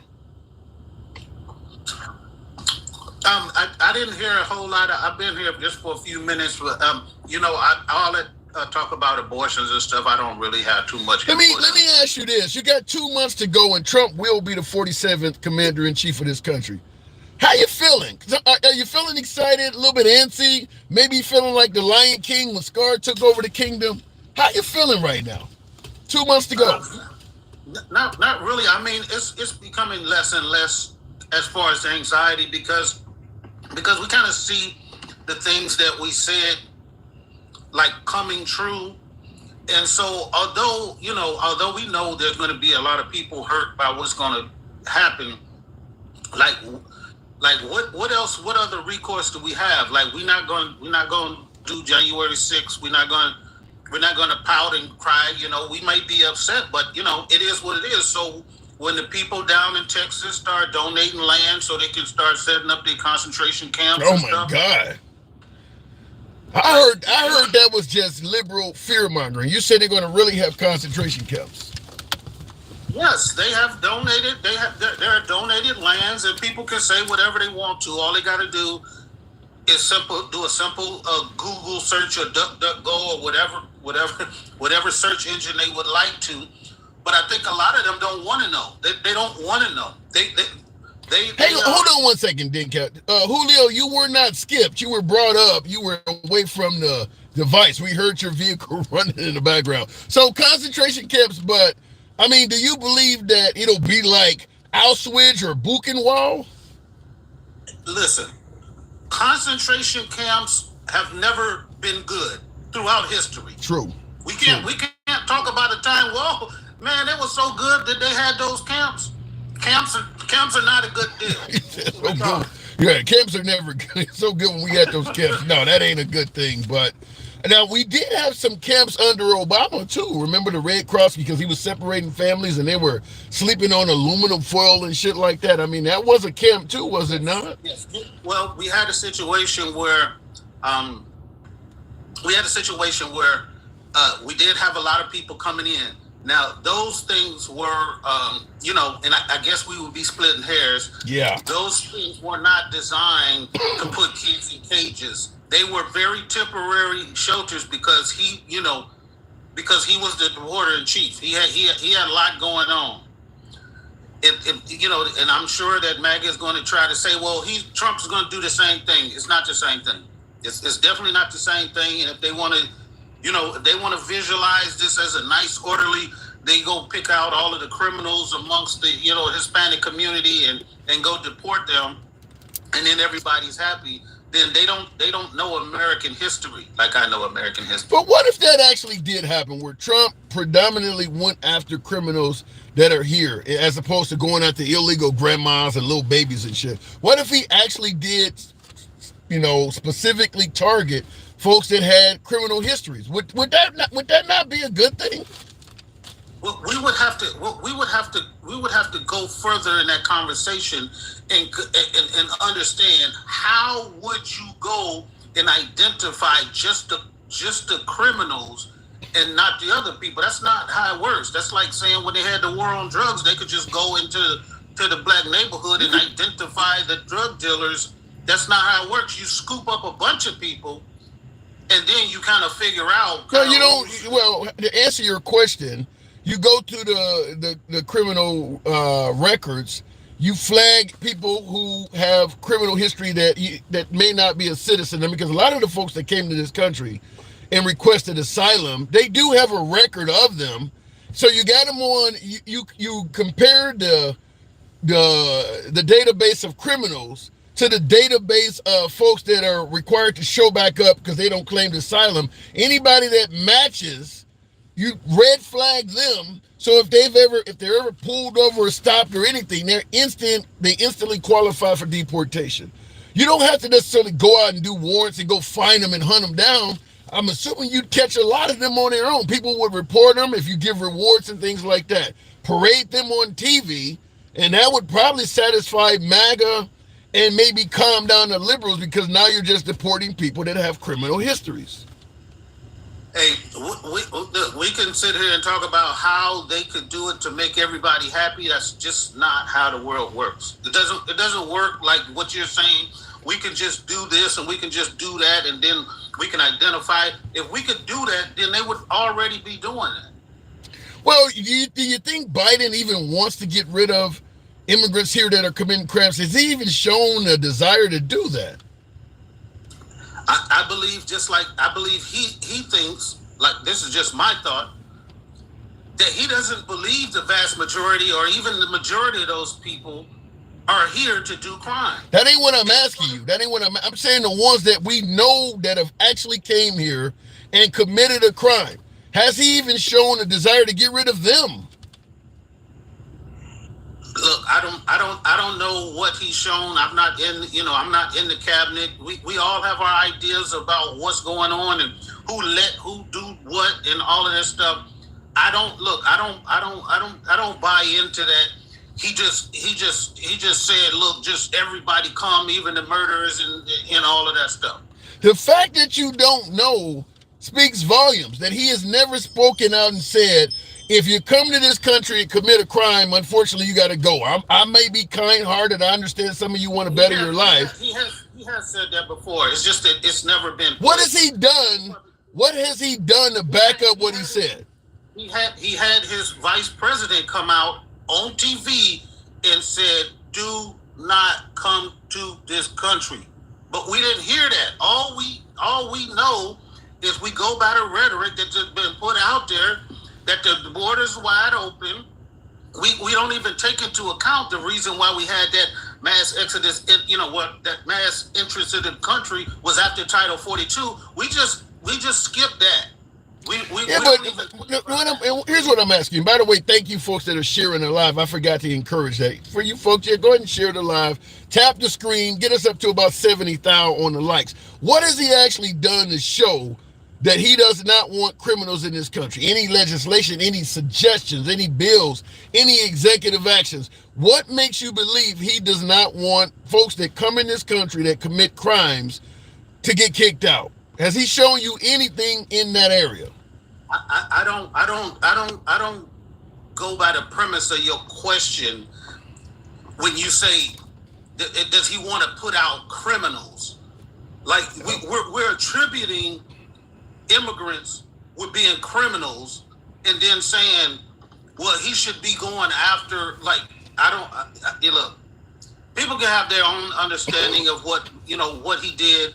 We can look at the numbers and we can see how many people he's deported. We can look at what we know was these Republican governors sending people up to New York and up to all of these Democratic cities and creating this big situation that we having a conversation about right now. But nobody's gonna ask what are the numbers right now. Here's the point I'm making, Dencal. Like this whole Jose Ibarra, the guy who took the life of Lincoln Riley that you're seeing plastered all over right-wing media. Fact is, he was caught committing. He already had a criminal history. He's a Venezuelan immigrant. He's not in the country legally. He already had a criminal rap sheet. And he came in during the Biden administration in 2022. I'm simply saying, and thank you for the subscription there, Lewis. Appreciate that. Thank you. What I'm saying is that if you were caught committing a crime, Biden could have either got on television and said, we need to get those people out of here. I'm going to suggest the Senate or Congress come up with a bill, something from his mouth to suggest that we will not tolerate you coming to this nation and committing crimes. I don't know of anything he ever said.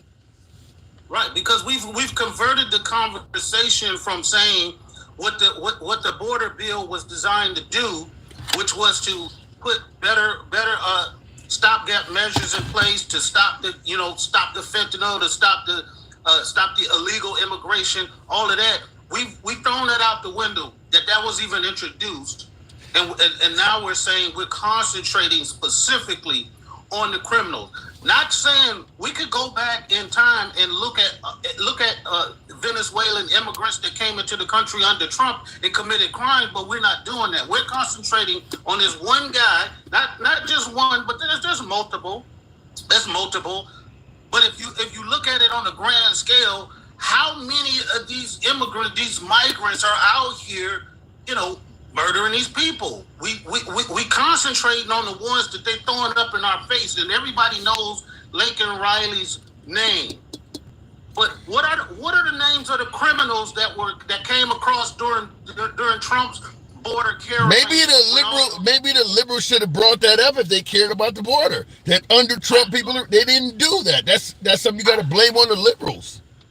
I get it, and we've both been on here blaming the liberals. We have been. And by the way, the border bill you keep bringing up, the problem with that is they didn't come up with the border bill until everybody was complaining and saying, you really need to do something, sir. And then he comes up with the border bill like a year before the election. So he's not going to get a lot of credit for that because it took him too damn long to come up with it.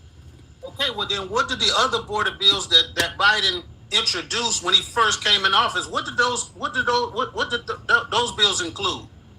Some of that leaned towards protecting the border. But this is why I always say the lack of transparency from Biden is his biggest flaw. He should have been out there talking about any bill he tried to pass and the Republicans shot it down. The fact that Trump holds all those rallies really helps Trump out. Because even if he's lying about something, he can get people to believe it because he keeps saying it over and over again. Whereas Biden is dependent on the people to go research the CHIPS Act or the infrastructure bill and defend him. He should be out there telling that to the people. I think that was his biggest flaw of all, is he never talked to the people.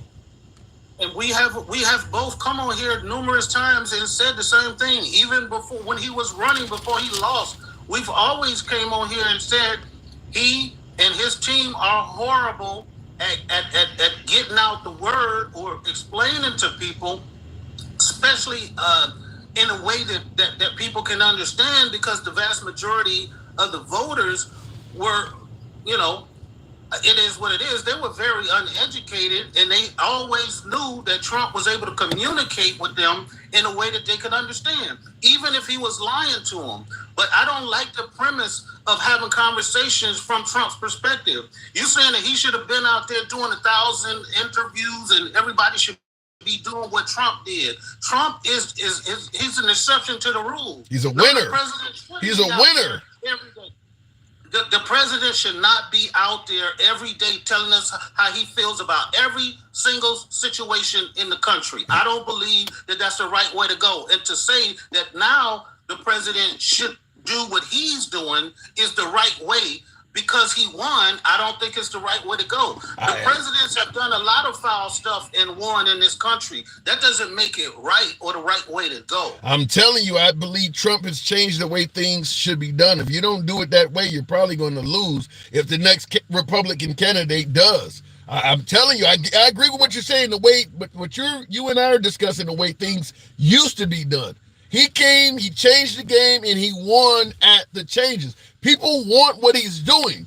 So if you keep sticking to the old way, I think you're going to lose. I don't believe that's true. I don't believe that's true. I believe that he is an outlier. I believe that he is an outlier, and he has been able to achieve something that nobody else can. But I don't believe that this is the new standard, that the new standard is lie, cheat, steal your way to I didn't say do all that shit. Yeah, I didn't say do all that. I'm telling you, that's what you're telling me. You saying his way of doing things is the new way, and I don't believe that is. I'm simply saying you need to talk to the people. The people like you pressing hands and kissing babies even while you're president, not going on vacation and staying in the White House going to sleep. Get out and talk to the people. They like that shit. I think they like that shit from Trump. They like that shit from Trump. But once we go through what we're getting ready to go through, we'll see if the people want another person like him to come behind him. I don't believe so. I believe people will, once they go through all of this turmoil, like I've said before, the United States is like an aircraft carrier. It's not a Boston whaler. You don't just turn the whole damn thing around on a dime and think everything is going to be okay. Everybody is acting like they won something, but we got to wait and see to all of this stuff. We got people, we got him bringing up white supremacists and racists and all of this stuff in his cabinet right now. Well, the folks that are watching are going to want to know, who are you referring to that Trump is putting in there that's a white supremacist or a racist? Pete Hegseth. Yeah. Secretary of Defense. Yeah.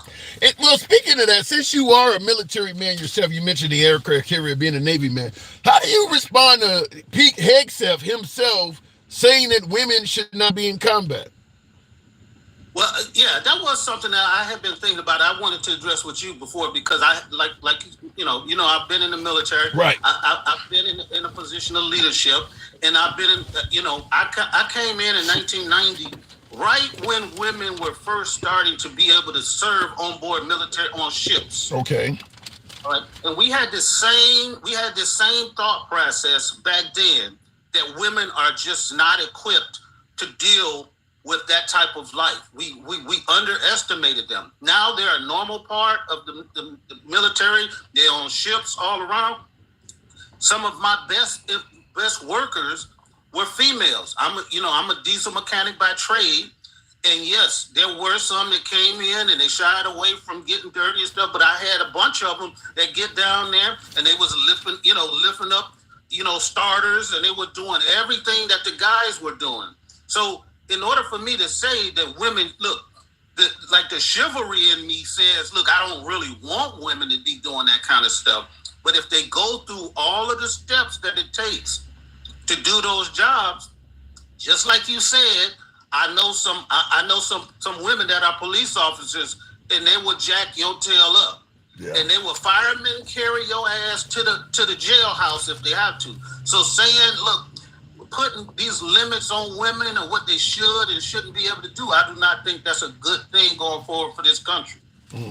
So you think even in infantrymen, you know, in the army, and you think even on the ground as a foot soldier, they should be allowed to do that? They've already been in combat during Desert Storm. They're in it right now. Yeah. And to say that they shouldn't be in something that they're already in is just, I don't understand. You can't roll back the hands of time. The hell we can't. The hell we can't. No, we can't. We might think we can because somebody told us we can, but we're not putting women back barefoot and pregnant in the kitchen. It's just not gonna happen. I hope you're right. Denkel. All right. I don't know. I mean, it's because I had a lot of MAGA. I've had women even come and tell me that what Pete Hegseth said is correct, that women, you know, they are distracting the men and they can't drag a man off the battlefield. I've had a lot of men and women alike that agree with what he said. Distracting to men, if somebody's shooting at us, ain't no distraction.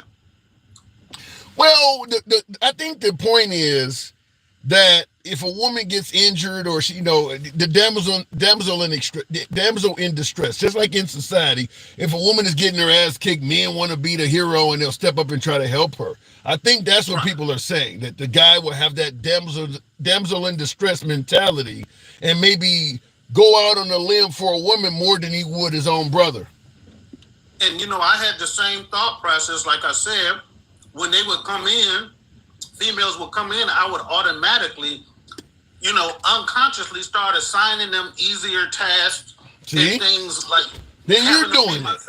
Having them be my secretary instead of having them, you know, run the transmission shop.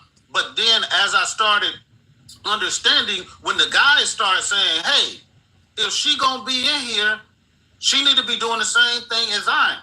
And then I started holding their feet to the fire and saying, no, you cannot sit in the office. No, you can't come here and tell me about all your problems. You need to be out there in the engine room doing what I told you to do. Ultimately, they evolved into those positions and they became great leaders and they became great mechanics and they did everything that I was able to do. So, yeah, I get it. I do, you know, people initially, you know, internally, yes, we're going to have that damsel in distress. But that's because we're not allowing them to do, you know what I'm saying? To prove and a lot themselves. of women don't take advantage. Yeah, it's kind of the same argument about putting African Americans, say, in positions of leadership like yourself. They had the same argument against that until you started actually proving your merit. Real quick in the comments, Will G says, as a Navy veteran that served on 2 aircraft carriers, Bush and the Roosevelt, women are good in my book to serve combat or non-combat. So but the Navy is a little different though, right? As opposed to the Marines and the Army that are on the ground. No, it's not. No, it's not. It's not. Physical standards are physical standards. They fought for the right to become Navy SEALs. They fought the right to become Rangers. Yeah. They fought for the right to do everything that men can do. And although there's very few of them that are actually attain those positions, them people that's out there doing those missions, them females, they doing everything that a man can do. All right, you sound like a good case for the independent woman. I got to move it on, then, Cal, but hopefully, I'm a fan of letting women do what if they can prove their merit, I'm okay with it. I don't see an issue with it, and I don't want to take them back for the same reason I said earlier, is that every argument we can give about why women shouldn't be in combat would apply to women as a police officer, women as a firefighter, women as a bouncer or a security guard or you could use that argument if it is actually entertained to strike women from a host of positions. Several careers would be off limits to them. And that's why I said we cannot put them back in the kitchen. That ship has sailed. All right. Hopefully you're right. Thank you, then, Cal. Appreciate it. All right, thank you. Anytime. All right, moving on to the program. I don't think women should be in military combat, says Jim. And like I said, if we can believe and buy into that women shouldn't serve in combat, it is possible you can use the same argument towards a host of other dangerous professions. Like I mentioned, hell, if you're in a gunfight on the streets of Detroit as a cop, you're in combat. So a lot of folks may say, as a male officer, I don't want a female partner. For the same reason you may claim I don't want a female in military combat. Or a firefighter, I don't want to send a female in there if I need to help somebody drag somebody out of a building. So there could be a host of reasons for that. So once you take them out of the military, in my opinion, the ship has sailed. They're going to start losing other access to other careers as well. It would be, remember, women aren't supposed to be losing any rights under the Trump administration. Cave Teeth, what do you think about there being almost 20 million or less votes, and also some counties still counting votes after they were told not to? Told not to by who? Who told them not to continue counting votes? Did the person that told them not to have the authority to do so? I do want to also respond to a few super chats that came in that I didn't realize. Trump will be at war with Mexico, Ukraine, etc. Really? War with Mexico? Now, Trump has talked about deeming the cartel as terrorist outfits. That's not at war with Mexico, but that could be meaning U.S. soldiers on the ground in Mexico. You ever see the movie Clear Present Danger with, what is the guy's name? I can't even think of the guy's name anymore. But similar to that. Or Sicario. But blacks and Hispanics, what does that say? But blacks, Latino Trump voters got him in hell. I don't quite get what you mean there, Bandito. I put two and two together. Trump wants to abolish NATO and stop supporting Ukraine by making a deal. You think Trump still wants to get us out of the Ukraine? I mean, out of NATO? I don't know. I don't even know if the Republicans will support that. We know whatever deal Trump makes, we fail. Example, Taliban and Camp David before Afghanistan withdrawal. You said whatever deal Trump makes fail? You don't disappoint. I don't know. I'd have to really think more into that. And by the way, I see in the comments, Bandito says police immunity and I'm black and Latino riots for sure. Yeah, if he actually does that, because Trump did promise to get police immunity from prosecution. If he actually does that, there will be major problems in liberal cities and things like that, because the liberal politicians are going to push back on. They're passing laws already to prevent Trump from doing some of the things. Like Los Angeles has passed a law that bars police in the city of Los Angeles from working with ICE. So they're already saying if Trump comes to their cities with these hardcore anti-immigration policies, they're going to order their officers and things like that not to work with them. So I guess Trump would have to pass some federal laws that require them to do it or something of that nature. More laws will have to be passed. I'm black and Latino and I'm black and Latino, went to the store and white people sizing up what looks like they're better. I give back the looks, it will only get worse. Now, Bandito stated that he's been seeing a lot of racism today. In one day, I can't speak on your own personal experience, but there are folks that have suggested that since Trump got elected, folks are coming out and about and acting in intolerant ways. We do know there were a bunch of people walking down the street. Was it in Ohio with swastikas? They did it in Nashville a couple months ago. I don't want to say that's Trump's fault, but it did happen recently where people are walking down the street openly with swastikas down major city streets. I don't know what the hell would make somebody do something so fucking stupid. If Putin advances, who will be there to stop him? If we are isolated, it will just be like World War II started for America. He's saying that if Trump does what he's saying, which is withdraw out of the Ukrainian-Russian conflict, yeah, there is nobody to stop Putin. And that he will likely conquer the Ukraine, and a lot of folks in the region feel like he will do and go beyond that, which is why a lot of folks in this country, including a lot of Republicans, believe that it's in the best interest of America and the West to continue resisting against Russia with our assistance. because the Ukrainians ain't going to be able to do it on their own. Remind me, how is MAGA making worse? Huh? Remind me, how is the Make America Great making worse? I don't get that. I don't understand the question there. You'd have to explain. You'd have to clear that one up to me. All right, let me move it on with the program. In regards to the 20 million votes, like I said, I still think there's counting to be done there.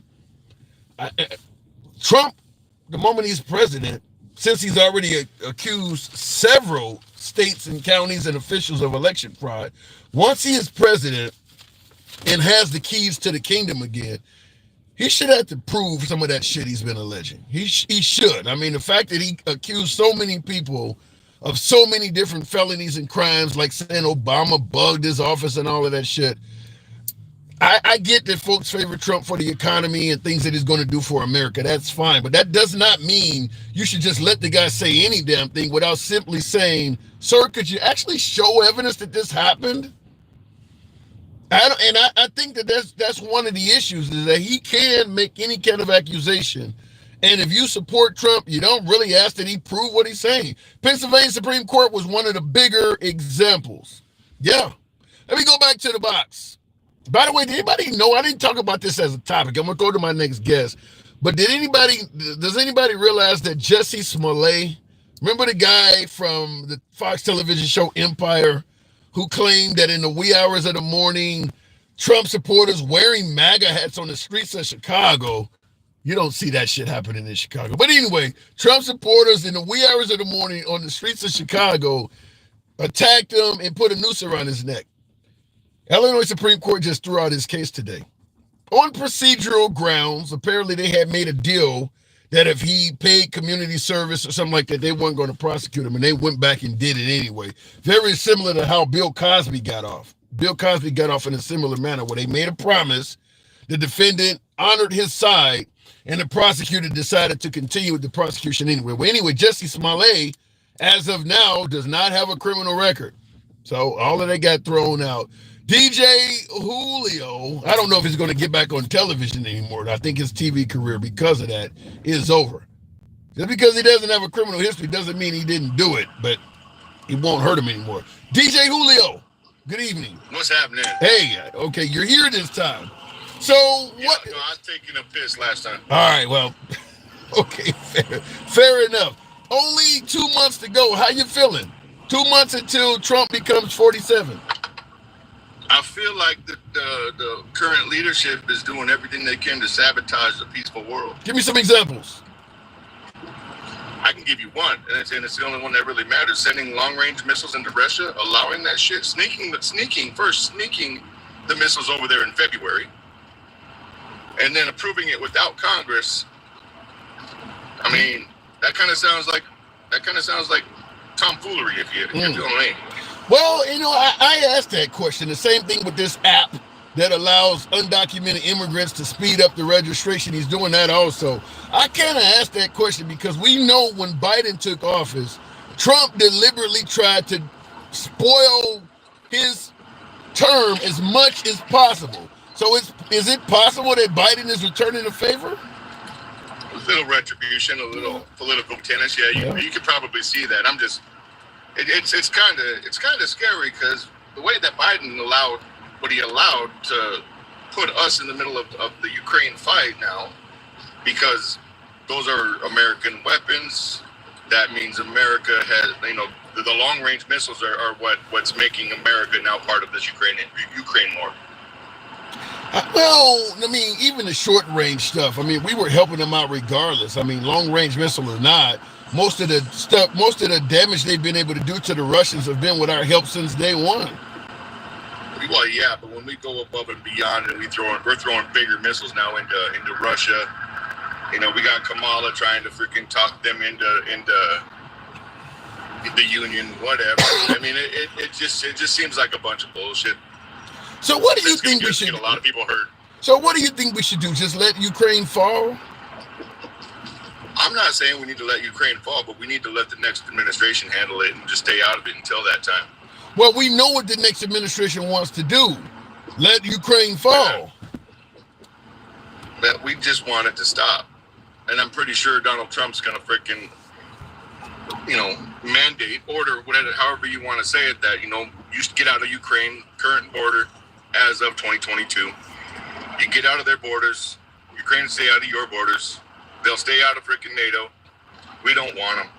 Why would Russia, if Trump is promising to get out of overseas conflicts and not send any money over to overseas anymore to other countries, why would either one of them listen to Trump? If he's going to request they do something and bring nothing to the table, why the hell would they listen to him?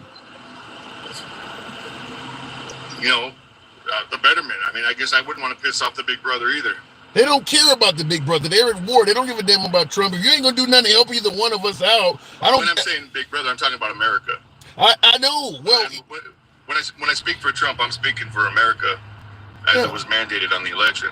If I'm at war and America does not give a damn about doing anything for me, then I don't give a damn how America feels. And that might be the case, and we can project and guess how it's going to happen all we want to.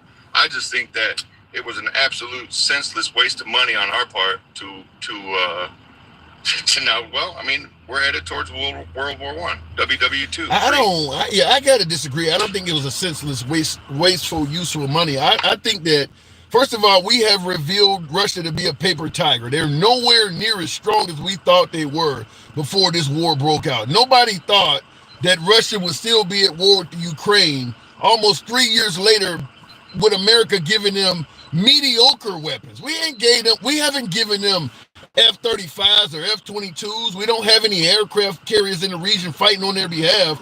Yet, with the little stuff we've did for them, they've been able to resist Russia for 3 years. Nobody ever expected that to happen. So the money was worth it for the simple fact that it has revealed Russia, outside of nuclear weapons, to be a much weaker country than anybody ever thought. Who would have expected that they would have had to import soldiers from North Korea to deal with the Ukraine? Well, I mean, he's probably getting down into his reserves. He doesn't want to get into his reserves, so he's got to borrow from somebody, which is scary in itself. That is North Korea. I mean, North Korea and Russia and China. So 2 of the 3 biggest threats to America. Now we have provoked them. Now we have provoked them all with these long-range missiles, and that's what I'm talking about as far as the senseless waste of money. I don't think it's a waste. Those bombs those 8 bombs or whatever, the 16 bombs. What did they send? 8, 16? Yeah, I don't know what the number is. Whatever it is, I mean, it's gone ahead and said, okay, you guys want to jump into this war, America? Good. Now I'm going to use bigger missiles. Now I'm going to use nuclear-capable missiles. Now I'm going to extend it, and now you picked on the bully, and the bully don't know how to fight right, so now he's going to come out bringing all of his guns.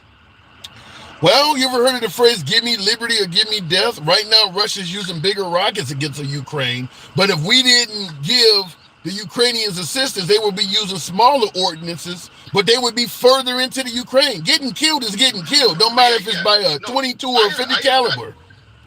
I agree that they're an ally, so we need to protect them. I don't disagree with keeping them off their borders. The missiles that were keeping them out of the border. I don't disagree with that. I'm talking about the shit that happened in the last 2 weeks. Well, like what in the hell?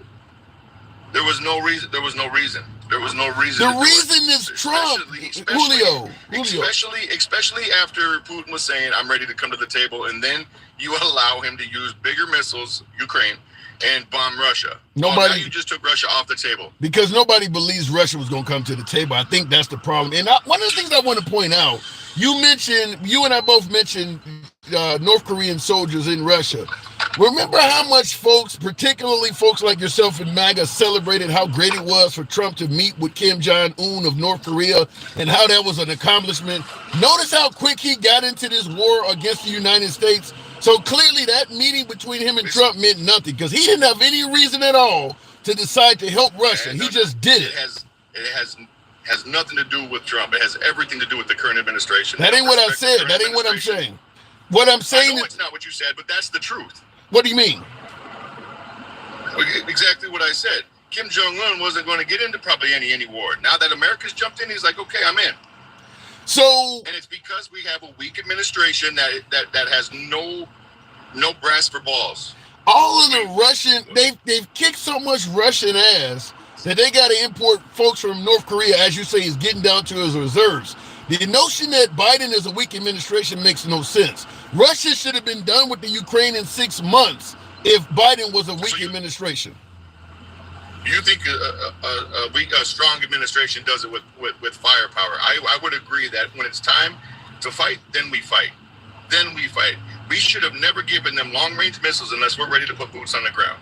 I'm just going to say we just proxied ourselves into a fucking war over some missiles. I'm just going to say you don't kick Russia's ass with a weak administration. I'm just simply saying not only are we hurting Russia, but we're doing it rock'em sock'em style. Remember the old rock'em sock'em robots? We're not even using our own hands to do it. We're using the Ukrainians to kick Russia's ass. That ain't the work of a weak administration. They're kicking your ass with somebody else. Absolutely is. No. It absolutely is. We are using somebody else's lives to fight a war with Russia to weaken Russia. If that's seriously the case, that's even bigger pussy than I thought it was. So let me ask you this question. I asked this to a lot of folks who suggest that Biden is a part of a weak administration. If Russia had seen Biden as a weak leader, decided to invade the Ukrainians, which is what he did, and Biden took the Trump approach, the MAGA approach, hands off, we're not going to waste money on this, we're not going to put American lives at risk, and let Russia conquer the Ukrainians, what would MAGA have said if Russia became a bigger, stronger nation under Biden's watch? How do you think MAGA would have handled it then? We're going to handle it the same way we did. That ain't what I'm at. You didn't answer the question, though. I did. I said we'd handle it the same way we are now. We'd be pissed off that we have a weak administration. A weak administration would allow Russia to invade Ukraine. A strong one would keep them at the border, which is what Trump did for 4 years. He kept everybody at their own borders. So Biden is going to look weak no matter what. Yeah, this administration is fucked no matter what. They fucked themselves from front and back. Well, and you know what? You know how that is, whether it's in business, politics, or in a friendship. If so you're the weak then, one in the friendship, you ruin all your good access and you ruin all your bad access. So if what you're saying is true, that this administration is fucked no matter what, at least they can now say we might be fucked, but there's a hell of a lot of dead Russians because of us. So fuck around with that. Can you see that? What they're gonna say is, yeah, we're a weak administration, and now we have to put boots on ground because we were worrying about 2 major superpowers instead of just one. Now we have to. Now MAGA has to. Now the Republicans have to stand up and fight. We have to. We have no choice. Bro, they have brought us into World War III and given us no choice but to participate now. World War III did not happen. If you want to say World War III, then you got to blame the Russians. Biden didn't attack any damn body. If World War III breaks out, it's because of what Russia did, not what Biden did. Russia decided. Yeah. So why are we blaming Biden? That's the exact problem with what the left is seeing right now. Biden did attack Russia. No, he did not. He gave them the long range. The second he gave them the more sophisticated missiles, our American sophisticated missiles, not just our little bombs, not just our little scuds, but some actual fucking knock your socks off weapons. Now that Biden has done that, he has entered America into this 100%. Okay. We are no worse, no better than Ukraine. We are just as guilty as Ukrainians, just as guilty as the Russians, just as guilty as the North Koreans if they start firing shots. So who was the victim? Who got attacked? Ukraine is definitely a victim in this, but we're not a victim in this. We went in and said, you know what? You guys were fighting. You had a little skirmish. It's not good. You haven't given up any land, but now we're going to give you missiles that go 200 miles into their freaking property, and we're going to bomb them there, and we're going to take land from them. It's bullshit. They've already taken Georgia in 2008, Crimea in 2014. What do you mean they're not taking any land? This time, and that's because of Russia. And look what the Democrats have done. And look what the Democrats have done 13 times, moving close with NATO to fucking Russia's borders. We are in this situation because of the left side. We are worse in this situation because of the left side, and I ain't crying. Now, I tell you, they bring this to the homelands. My family's ready. We were out practicing shooting all day yesterday. You ready to take on some Russian military equipment your family is? I'm ready to take on anybody that steps foot on my property. Live or die, I'm not standing up. Yeah, it sounds like something I heard David Koresh say before he got set on fire, but hopefully it doesn't go that way. Red Dawn was a long time ago. Those files are coming out too. That was an FBI bullshit too. Well, they fought back and died. That's all I'm saying. All right, Julio. I got to move it on, but we don't want to talk about women. What else are we talking about? Is that what we're talking about? Is one thing? Yeah, I mean, me already. No, you spoke. Starting to get a headache because of me nowadays. No, my audience have a love-hate relationship with you. My MAGA folks like you. My left-wingers don't like you. But the left-wingers love to hate me. Yeah, before I move it on from you, because you mentioned women, how do you feel about Trump's Secretary of Defense claiming that women shouldn't be in combat? I'm tossed. I was tossed even when listening to your other callers. You know, I was leaning a little more away from the right on that one. You know, if women want to be equal to men, I agree that they have every opportunity to prove so long as that they can pass all the rigorous tests that go along with it. If you make it through all the freaking trainings, come fight with me, stand with me. I'll protect you, you protect me. But I do agree, I don't want a 120-pound girl trying to pull my 210-pound ass out of a hole if I can't move. Okay. Because chances are that might not happen. That might be challenging. I get it. All right, fair enough. Then you don't side with the. I mean, because that's his Secretary of Defense saying that, so you don't side with that. So that's one separation. I'm not 100% on that side. No, I'm not 100%. I lean a little more. I'm about 51-49, leaning towards the not agreeing. Let me ask you this: if he wants to do that. If for some reason that the Secretary of Defense is basically operating under MAGA, if the Trump administration was to do that, would you consider that as women losing rights? No. If they could, because the military is a different organism. It's a completely different thing. Now we're looking at what I don't know the strength of my military because I don't watch it train. I don't know the strength of my military. I don't watch my military train. I don't know how strong they really are. I don't know what it's in there. Now, if they're starting to see women as a liability because of the situations we've talked about, pulling people out, carrying a man across the field, doing whatever it takes, maybe they can do some things, but maybe they can't do all of it. If they were to somehow prevent women from serving in combat, you would not see that as women losing rights. No. Wow. All right. No. All right. I mean, that's the same thing if they were to say that they don't want cis or trans or LGBTQ XYZ LMNOP. If they don't want them in there, maybe they have their reasons. And if they're defending my freedoms, I want you to be as confident in your people as you have to be. That sounds like. And if you're not confident in your people, they don't belong there. That sounds more like confident in sexism and misogyny to me.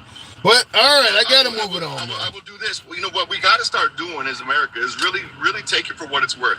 If you think you're a badass and you deserve everything a man can do, I want you to find a woman your exact weight, your exact height. I'll do the same, and we can have a battle royale, men versus women.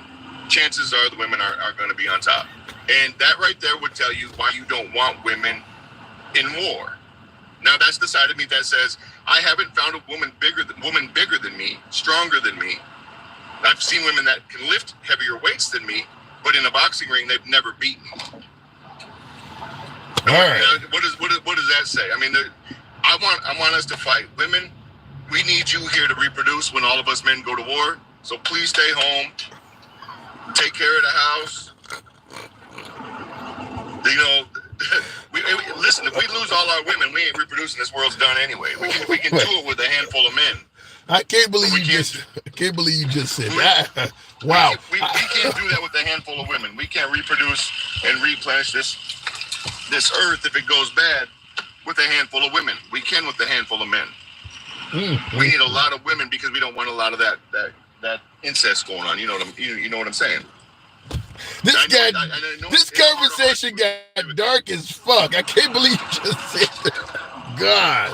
All right, Julio. I'm not saying the woman's place is in the home, but in wartime, they don't belong where we're fighting. They don't. Wow. All right, man. I gotta go. Appreciate it as always. You just teed off half my audience.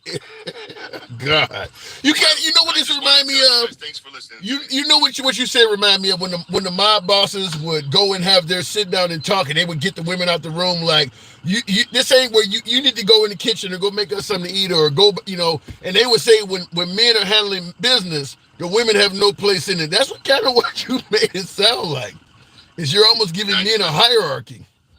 90%, I would say 90% of women in a chaos situation are running, whereas 90% of men are going to stand and stop whatever's coming.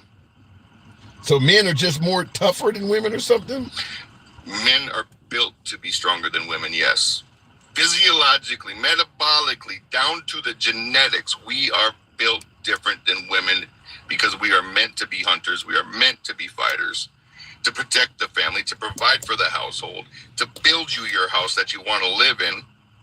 That's our job. What about the notion that what about the notion that women, because they're different than men, as you're saying, if they were in charge, you probably would have less wars because women are better at talking than grabbing a damn gun and trying to shoot it out. Women might be willing to show up. You don't agree with that? No, I don't agree with women. I'm surrounded by women in my house, Tim. I know for a fact they don't handle stress. I know for a fact at any age, 18, 24, 27, 45, 43. Those are the women's ages that come to my house. Not to even bring my grandkids into this. None of them together combined, if I'm trying to leave the house or come into the house, will stop me from coming into the house. That scares me. I don't want my children to be that weak. So now my children all know how to shoot guns. So women are not good at handling stress. That's what you said.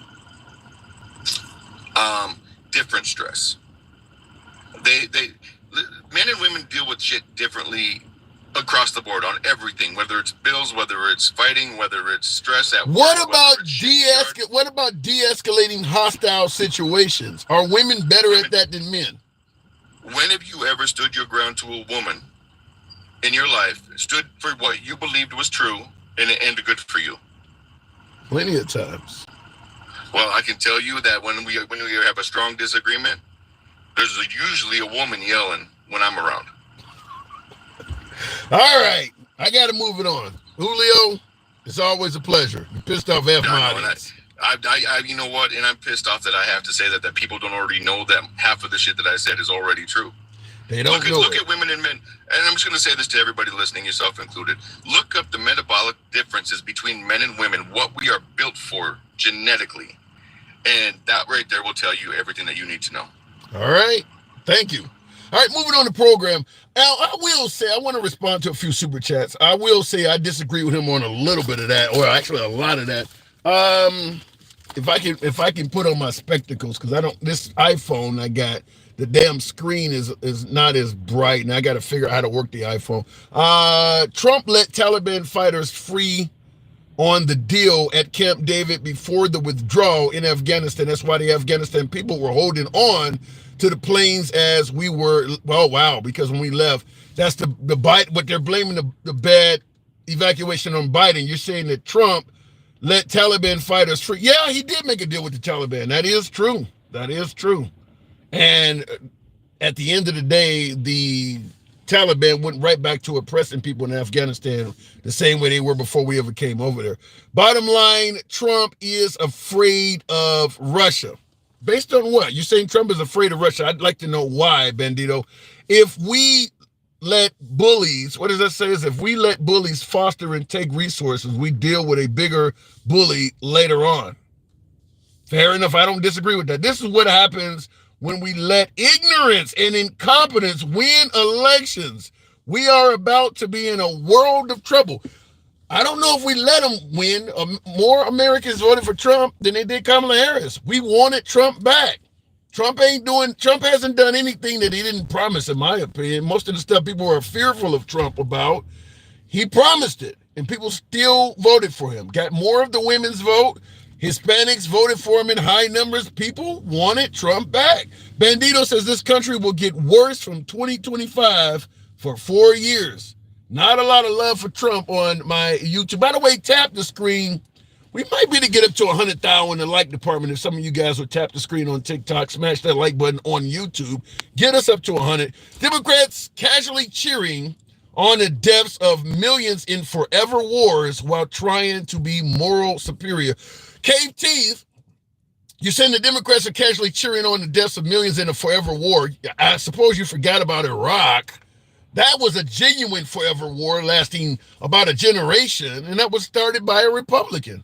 So you're saying that the Democrats are cheering the deaths of, you forgot about George W. Bush, huh? Sid, Tim, wars make weapon-making companies rich. Fact. Politicians get a kickback. Fact. We fight over a piece of land. Often factual. Why does America always need enemies and wars? Because we are the world's largest exporter of weapons, and you are correct. We make a ton of money when there are wars. There's very few wars on earth that America is not some way, somehow involved in. You ever see the movie with Nicolas Cage, Lord of Wars? America's like his character in that movie, where we do love selling arms to both sides. And one of the benefits of always being involved in wars, you will always have demonstrations to show potential buyers of how well your weapons work. There's probably a lot of new shit being tested out in the Ukraine, like drones and things like that, that we can go on and sell to other future buyers to show. Not only are we going to tell you the specs of this, but look on your video monitor. Here's some Russian soldiers being killed by this. So I agree with everything you just said there. It is a fact that we make a ton of money off war and have a legitimate financial reason to continue to promote them. And 2020, Biden got 81 million to Trump's 74 million. 2024, Trump got 76 million, which means he increased by 2.7 million to Harris's 74 million, and both 1.5 million to other candidates. That's about 5 million less. Where do you get 20 million from? I don't have an answer for that. I do not have an answer for that. And because votes are still being counted, we will see. But I will say this, that's something I always say. Just because there are things that look suspicious in an election does not equate to Democrats had to cheat. That's what happened in the 2020 election. The Republicans assumed everything that looked suspicious meant Democrats were cheating, even though Republicans were pleading guilty to doing so. Real quick in the comments, this is one of the guys. This is one of the guys I don't know what you're saying. They get indoctrinated when they see a strong woman. Get intimidated. Oh, this is one of the guys that get intimidated when they see a strong woman? That does happen. I don't know quite what you're talking about, but that does happen. Let me go back to the box. Gen X, if I can run and find out. Good evening, Gen X. Now, Gen X, if Gen X comes up, now Gen X, you stated yesterday, you are one of the ones that believe women do not have a place in combat, correct? Yeah, absolutely not. Absolutely not. And why do you think that's a problem, considering that they have already been in combat almost a generation now and have proven their merit? I don't think it's a problem at all. I stand by it 100%, and I'll stand by it 5 years from now, 10 years from now, 15 years from now. Why do you think? But why do you personally believe that women should not be in combat? What are your reasons for why you say that? Well, some of the same reasons I told you yesterday, Tim. I don't think they're as physically capable as men. You can train. There's women that are more capable than I am at this point in my life, but I'm a little old, out of shape. But in my prime, when I was in my early 20s, mid-20s, early 30s, a woman her body's not made to go through the grueling torture that a man's body can go through. Grueling. You do realize women have kids. They're pregnant for 9 months. You realize how torturous that shit is? You don't think women can go through torture? No, I don't. I think we're talking about two different animals here: childbearing and trying to drag somebody out of a foxhole that's twice your weight when you got bullets flying everywhere, or trying to get somebody twice your weight out of a burning building down a ladder. Is that there's a big difference there. There's a huge difference there. Now, you mentioned trying to get somebody out of a burning building on a ladder, because when we talked yesterday, I did say that if we believe women shouldn't be in combat, you could use that same justification to say women shouldn't be able to be cops or state troopers or firefighters or security guards or bouncers in clubs. Do you believe what I'm saying is accurate? No. So the reason you just gave for why women cannot be or should not be in combat, you don't see those same reasons potentially applying to why a woman shouldn't be a cop? Well, some of them, yeah, but you're talking war. And look, I don't think women should be cops or firemen. Now, do I think there's a place for them with administrative duties and things like that? Absolutely. But out on the field, in the field, on the field, performing physical feats that are made for men? No, I don't think they have a fair advantage. And if that were so, then the Marine Corps and the Armed Forces wouldn't hold them to a lower standard during the physical training part of their boot camp and this stuff. You know what I mean? Yeah. Well, but then how do you respond to women that would suggest if someone like you or Pete Hegseth of Trump administration, if they get their way, women are losing all kinds of rights under Trump because all of these careers you're starting to chop off all of these different jobs that they normally may have had a career. I mean, there are women who have retired from the military, who have retired from the police force, who have retired from the firefighter department, and all of a sudden now they can't. Their daughters or their offspring cannot get those jobs because of the mindset you have. How do you respond to women that believe they're losing rights like that? Because there's a big difference between making a decision to take someone's rights or restrict somebody's rights, and making the decision to not only protect them, but protect their, the people that they work with and that they're obligated to save and assist during certain aspects of their tasks. I don't see that trying to save someone's life is taking their rights. Look, I'll use the same example again. If a woman comes up and tries to get me out of a 40-foot window, or you for that matter, she might kill both of us. How's that fair to her? Is it more humane to not put her in that situation in the first place? Or to say, oh, well, no, you're equal rights. You go ahead and do it, baby. If you fall and kill the guy you're trying to help, so be it. But you have the equal rights. Yeah, but what about sense, man? I understand some women are weaker than men. I'm not denying that. But if the woman can take the what do you call it, the physical assessment, and she can pass it, why does simply her having a vagina mean she can't get the gig? There are men that don't pass the physical test as well, but they can actually try out because they have a penis, but because she has a vagina, the whole position is off limits to her. There are some strong women out there. But that's not the case, Tim. That's not what's happening. Let's take the Navy SEALs, for example. There's a reason that there are no female Navy SEALs. They cannot pass the physical aspects of that training. They can't do it. They physically cannot do it. And let's say, I won't say all. Let's say one or two out of 100,000 can do it. Mm-hmm. So now you're going to waste all that money on training 50,000 people to figure out only 2 can do it? That doesn't make financial sense. That's just dumb, man. I don't know. I mean, you would close off women to a lot of professions. I guess SWAT teams, for instance, no women can. I mean, because a lot of those positions have that stressful test you're talking about. And if you're saying that, women get chopped off from all of this stuff because we don't want to waste money testing them, how are women supposed to view that? If me and you are behind a wall and we're firefighting and we got bullets flying back and forth, okay, and you get shot in the arm, I'm going to worry about you getting dragged to safety by a woman, and that's going to take my mind off of my game. Okay?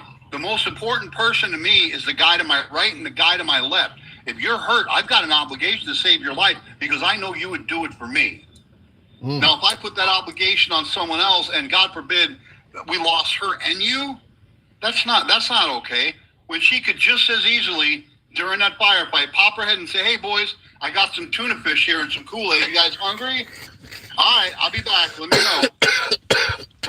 I don't agree with you, but the way you're orating it is actually not bad. I mean, I just don't agree with you. Oh, wow. So I don't even know where to go with this shit. So, I mean, just knowing that women could get chopped off in all of these positions and not be able to. Let me ask you this question. Now, we're talking about positions where a woman doesn't measure up to the standards of that where men can do, so women don't qualify for these positions. Are there any positions that a woman can do that a man would not measure up to, in your opinion? I believe maybe in the intelligence or espionage, because women are sneaky fuckers, man. They'll find shit out. You know what I mean? They find some shit out. So yeah, I think that we should build on their strengths, not their. I'm not going to say weaknesses, because I would call it a liability, a physical liability. Women are cognitively stronger than men. They're smarter than me. I ain't been able to figure them out. You know what I mean? And I think, yeah, we can utilize their strengths, but to expose their weaknesses that endangers them and someone else, I think there's a better way, man. I just do. All right. Like I said, I'm not quite there with you, but I like the way you described it. I can't. Normally, I can finagle it a bit. I think you did a pretty good job there, even though I don't want the world you're suggesting, but you explained it fairly well. So I was a little more amped up when I wanted to come on earlier when I first put it in. Right after that rocket scientist Michael got on, the other flat earther, your buddy Tim's long lost cousin. Dude, 1% of it. You're talking about the guy that said only 1% of pregnancy terminations are due to women using it as birth control. You disagree with that? I don't have it. What hurt me more is Dinkow and what's the other gentleman's name? Dinkow and Stick the Ruler came on and half-ass agreed with them, and I kind of like those guys. I was like, man, you guys are fucking with me. Got me to yell at my phone in the hospital like a crazy man. If you had to guess, now we obviously have no numbers in front of us, but if you had to guess, what percentage do you believe of women that are terminating pregnancy simply due to elective or using it as birth control? What 1% is too low for you, I take it. If you just guess, because we don't know the actual answer, what would you speculate and guess? How high you think it is? Well, I got the numbers right here in front of me. Not financially prepared, not a good time. Issues with partner, it's about 56%. Need to focus on other children, interfere with future plans, not emotionally or mentally prepared. Unable to provide a good life is about 42%. Health issues, grape and incest is under 3% combined. Influence from family or friends, not independent or mature enough, and that's at about 21%. So Source 21 to 19. Source, where are those numbers coming from? It's called Very Well Health. All I did was I got on Google and I put on why do people have abortions?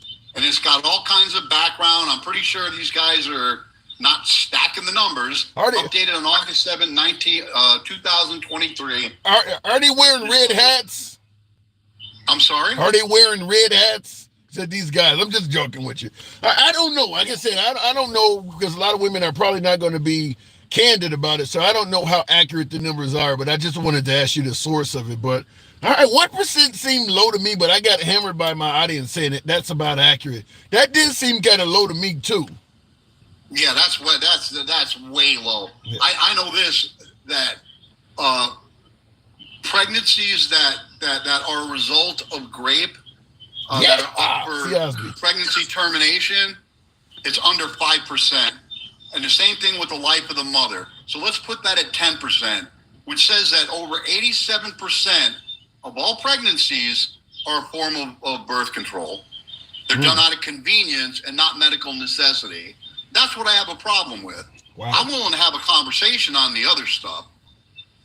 Even though it's I got the numbers right here too. And there's 170 out of 680,000 people, women in 2023 had issues. What you were talking about last week, where they're in the parking lot begging for care. It's under 2% of the times that happens. It doesn't happen a lot. Should it ever happen? Absolutely not. That's horrible. Yeah. All right. Fair enough. Appreciate it. I got to look up and see because like I said, the source of those numbers is very important because right-wing sources and left-wing sources are going to be totally different. But Gen X, I thought it was high. I think it's more than 1% too. That seemed very low to me too, but I'm a man, so I don't know what the hell's going on. And I am pro-choice, but 1% seemed really low to me. But thank you for coming through as always. Always a pleasure talking to you, man. Brother, have a great Thursday night. Julio, holla, baby. Holla, Julio. I gotta go. Real quick, I wanted to respond to a super chat. Did we forget that Republicans started the federal wars? Yeah, I mentioned that. Fucking glasses are dirty as hell. I mentioned that with the Iraq War, that Republicans, the idea that Democrats are starting forever wars, and folks are totally forgetting. Remember Cindy Sheehan or the Dixie Chicks who were speaking out against the Iraq War and how the right treated them like shit, said that they were unpatriotic, didn't love the country. So the right has started some forever wars too. Real quick, MAGA anti-war my ass. They're asking for civil war this time. And that was a lot of talk about that before the election. Surely a bullshit stat. You talk about the stats are bullshit that my last guest said about the women. I don't know what the stats are women, in regards to women terminating pregnancies, but I will say 1% seem very, very low. And I agree with JC in the comments says, doesn't matter, it's my choice regardless. I agree. I've seen, you see a picture of a woman pregnant and you see what it does to her belly, or you see how a woman looks after being pregnant and all the permanent changes to her body. I don't believe I have any damn right to tell a woman she has to go through that. I just don't believe it's my right to get involved in that at all. I mean, not to mention some women die in childbirth. Alter ego. Wow. I feel touched a galaxy. Damn, I haven't seen that in so long. Wow. Thank you. Thank you very much. Alter ego. Appreciate that. Pro-life equals modern day slavery, says CB187. I don't want to say it equals modern day slavery because the situation is optional. You don't have to get in a position where you're making a choice between pro-life and pro-choice. Slavery is something you're born into. You don't have a choice between it. So this is a preventable crossroads that you don't have to get to. There are ways to prevent from getting to this point. I'm not a fan of a staunch pro-life society, though, because it is hard on women, but I don't know if I'll put it up in the category of being slavery, but it is bad. I don't favor it. Most women that have gone through an AB get messed up psychologically. I don't know if I agree with that, Mark. You're saying that most women that terminate a pregnancy, it's psychologically, it messes them up. I not only do I don't necessarily agree with that, I know people that have done it, and they are normal, at least on the outside.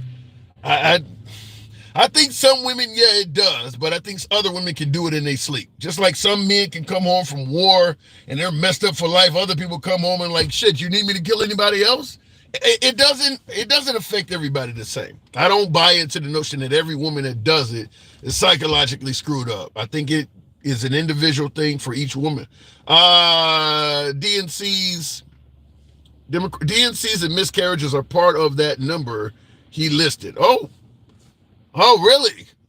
Well, like I said, I'd have to see the source of the numbers. You just don't know because people are trying to prove a point in this political environment. So you don't know where the numbers are coming from because both, just like when we talk about illegal immigrants and how much crime they've committed, if you get numbers from the right, you would say that everybody illegally that comes to the country is out murdering people. As Trump said, they're not even sending us anything but rapists and murderers.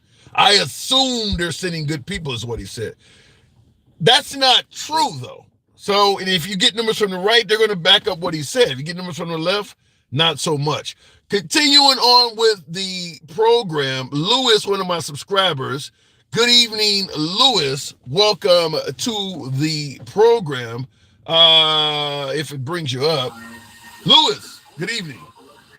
I think Lewis has stepped away. All right, we'll move it on. We tend to get a subscribers first digs. I do appreciate the few that do that. So we'll move on to Gerald MC. Was that MAGA gang in there? Gerald MC. Good evening. Those who are pro-life are against having a living wage. That is true. That many of the same folks that are pro-life are against minimum wage increase, food stamps, any type. Most of the folks on the right are against most social programs, other than maybe helping out veterans, which those social programs are exactly what the women in a pro-life environment are going to need. If you're going to make the woman have a kid, she might need some assistance, and you're against the assistance. It is a contradiction, in my opinion. You're going to pass laws that are likely to guarantee more babies are being born by mothers that don't want the babies. So they're either going to need assistance or the babies are going to end up in foster care, which needs tax money as well. And you're passing zero reforms and programs to help that or address that concern. I'll go back to the box as my last caller dropped, but I will say this. My humble opinion is this. Just like when men were constantly having children they could not afford and the children were being placed on welfare, society did not want all of these men being irresponsible and having kids they could not afford and society having to take care of them by means of tax money. They started going out and punishing the dads. That's where all the child support laws came up, where you can lock folks up for not paying and all of that shit. That's likely to happen to women. I strongly believe that in pro-life states, if you get women that are popping out a bunch of kids they can't afford, and either the woman wants to put the kid on welfare or the woman's kids are in foster care, you got 5 kids in foster care and you making, you're not even employed. I do believe somehow, some way, they're going to start passing laws. Jay Evans, yeah, appreciate the hat and mustache. I do believe they're going to be passing laws to take punitive measures against sexually irresponsible women. I don't want to go as far as saying jail or sterilization, but I'm not going to take it off the table. Certainly, look, at the end of the day, you got too many damn kids, and we're not for social programs, and you don't pop out a bunch of kids that need social assistance. We got to stop you some kind of way. Some might say minority women even more so. We'll see, though. It would be great if they actually locked up the men that have kids that they are not taking care of, says See Me. Well, for all you women that have been favoring all of these tough punishments for men that are irresponsible fathers, as Batman or as the Joker once said, where did they get a load of me? Once you start falling in that category, let's see how much you favor that stuff. You want the man that doesn't pay child support to be locked up. You want it, all of the punishments that come along with it. Well, now that they've banned terminating pregnancies, and all of these women that told you up front they don't want a baby is being forced to carry that baby to term, when they start being just as irresponsible as the men, let's see how much women support locking them up, because that's likely what's going to start happening. Let me go back to the box. They say what goes around comes around. I think that's the way that goes. We'll try it again with Lewis. Damn, Tim, that was quick. Well, I brought you up. You weren't there. Lewis. Hey, what's up, Tim? Shit, good to have you. I had you on, and you had stepped away. Yeah, you kind of threw me off on that. Yeah, I did step away for a second there. I was running over in the kitchen to try to stop this damn dog from barking. Yeah, I want to just say, number one, when these guys come up that don't have any military experience and they start talking about how women don't cut the mustard and all that, And there is one woman who has, since they approved for women to try out for the Navy SEALs, that did complete the training. Oh. So there are women who are Navy SEALs, but they haven't been assigned to any unit yet, because they do have to find the right placement for them. But one female just graduated in 2016. Wow. And, the Navy SEALs is just like the Special Forces for the Army. It's not something that you can ask for. The Navy SEALs come looking for you. Oh. Once you meet all the qualifications, have all of the trainings that you need, they come looking for you. Well, let's be clear. Let's be clear. The Navy SEALs is also an extreme example. You could be a very efficient Navy man, or you could be an efficient soldier or sailor or whatever, and spend a whole career and never qualify for the Navy SEALs. That's like the cream of the crop. You don't need to be at that level to participate. You know what he was saying about, why would you spend all that money and only one or two make it? What you have to remember is that a Navy SEAL class starts out with, let's just say, one squadron or whatever. They start out with 200 people. You know how many actually probably graduate? About a dozen. Exactly, maybe a little more than that, but that's the numbers are astonishing. So not every male, and trust me, and I know 110-pound male soldiers that can't pull your big ass out of a foxhole teeth. You know what I'm saying? Right. So it's definitely discrimination, and these guys' opinions are just what they call toxic misogyny. You know, that's all it is. Just toxic. They're toxic. Because they're the guys who thinking that they're bigger and stronger than women. I mean, I'd like to see one of them climb up in the ring with China and talk about they can whoop her ass. Oh, you're talking about the wrestler Lake China? Well, she's deceased, and I know you're talking about, though. Yeah, but I'm just saying, when she was alive. So there are some women that, even what's her name? Ronda Rousey. I think Ronda Rousey could probably beat a lot of dudes, too. She did beat some guy in the ring for a fight. She did beat him. Yeah. She choked him out. She choked his ass out. You know what I'm saying? So I think when you're talking about, I wouldn't send 110-pound fireman to go up into a building to bring out a 210-pound guy.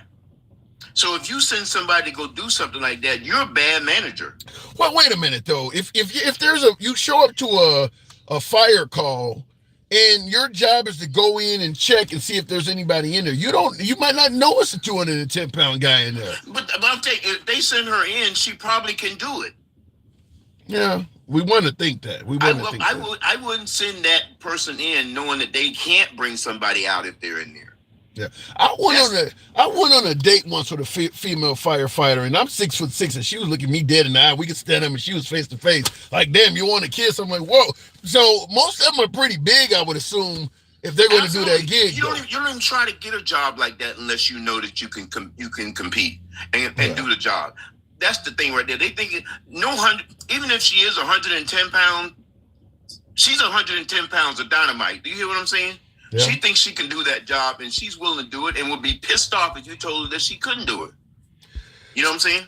So unlike my last caller, unlike Gen X, so you do think I've been in charge of a lot of soldiers, and I'm telling you something. When I had female soldiers in charge of me, one of my best soldiers, she was a staff sergeant. She was one of my best sergeants. And when I had a really hard task for the women and the men, the women usually finish those tasks way quicker than men do, and because men try to use muscles instead of their brains. Let me give you a perfect example of that. If I'm bringing in brand new wall lockers, and anybody will tell you a wall locker can weigh anywhere. The new ones that they have that are fireproof and all that can weigh up to 400 pounds. And if I tell one of my female sergeants that they need to change out all those old wall lockers and bring all new ones into the building, okay? The men will hump those freaking wall lockers up 4 flights of stairs. 3 guys or 4 guys trying to take a wall locker up 4 flights of stairs, where a woman will go to the motor pool, get a lift, and bring them in through the top window on the 2nd floor and be done in half the time. Do you follow what I'm saying? Yeah, I follow. So women are more... Go ahead. They're more conscious. And not only that, I think it's time, and this is what I feel about far as women with everything. I think it's time. This country needs nurturing. This country needs a healing. And men are not good at that. I tend to agree with that. That's what I've been saying in regards to women not having these positions. I think we're focusing on the fact that it could be violent, or you need muscle, or you need strength. Nobody's thinking from a standpoint of de-escalation. T, let me tell you something. When you hear a combat soldier telling you that he needs to, and there's one person on this line that's always talking about KILL, the enemy, and all that stuff. Well, the way I was taught, and T, I was pretty high powered. I'm not going to blow no smoke up your ass or nothing like that. But 21 years in the military, 18 Delta, we were always on the go. We were always in, from Bosnia to this, to that, to this right here. But we really did everything in our power to keep from having to KILL someone. Right. We did less of that than the guys who actually shouldn't have been doing that. Do you follow what I'm saying? Yeah. Wow. Yeah, absolutely. Because I'd rather wound you and have 5 or 6 of your buddies have to carry you away from there than me killing you and them leaving you and coming after my ass. Yeah. That's what you're taught when you get to special warfare kind of stuff. Is you don't always have to use bronze. You don't always have to use extreme violence. You know how to do it, but that part of you is easy. The part of avoiding that is the hard part. Getting the mission accomplished with less of that is the way you want to do it. And that's what I think women would do. Women would get the mission done with less of that they're talking about. Well, and you would have been a great counter to Gen X, because even though I don't agree with what he was saying, I told him the way he was orating wasn't bad. Absolutely. No question about it. He was definitely articulate, and he definitely sounded like a... Hell, I don't usually get too much sense out of a redneck mega guy, but my thing, is, I gotta admit, he definitely, I could see why those. See, I'm gonna tell you something. Trump is not very intelligent, but he is smart. I'm gonna tell people. You got it. What the hell does that mean? Not very intelligent, but he is smart. What does that mean? Intelligence is something you get in a classroom from books. Smarts is what you get from experience on the streets and dealing with people straight up, right on the point. He's not very intelligent. Let's just be for real. The motherfucker probably can't do multiplication tables. But my thing is right here. But I bet you he knows how to count money. Right. You know what I'm saying? So my thing is that what I mean by that is that Trump has learned how to brainwash people. Trump is in charge. Trump is doing some cult following stuff, man. I mean, there's no way logically to explain that. After all the stuff that this guy's done, for people to still be after him, do you know what I'm saying?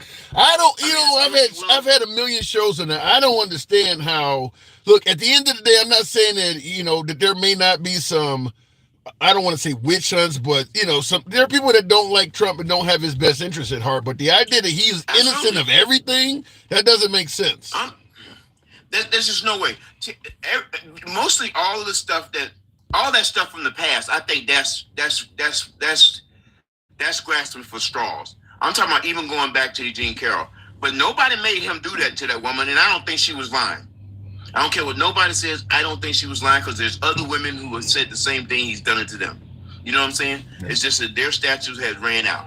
That's just the bottom line on it. He just did it to someone who finally said they're going to do it. And in his own words, he says he does it. You heard him in his own words say that he grabs him like he won't, he can do what he wants to. So my thing is that, did he do that? Yes. Did he take those documents and then go on and give them back? He did that. Yeah, he did do that.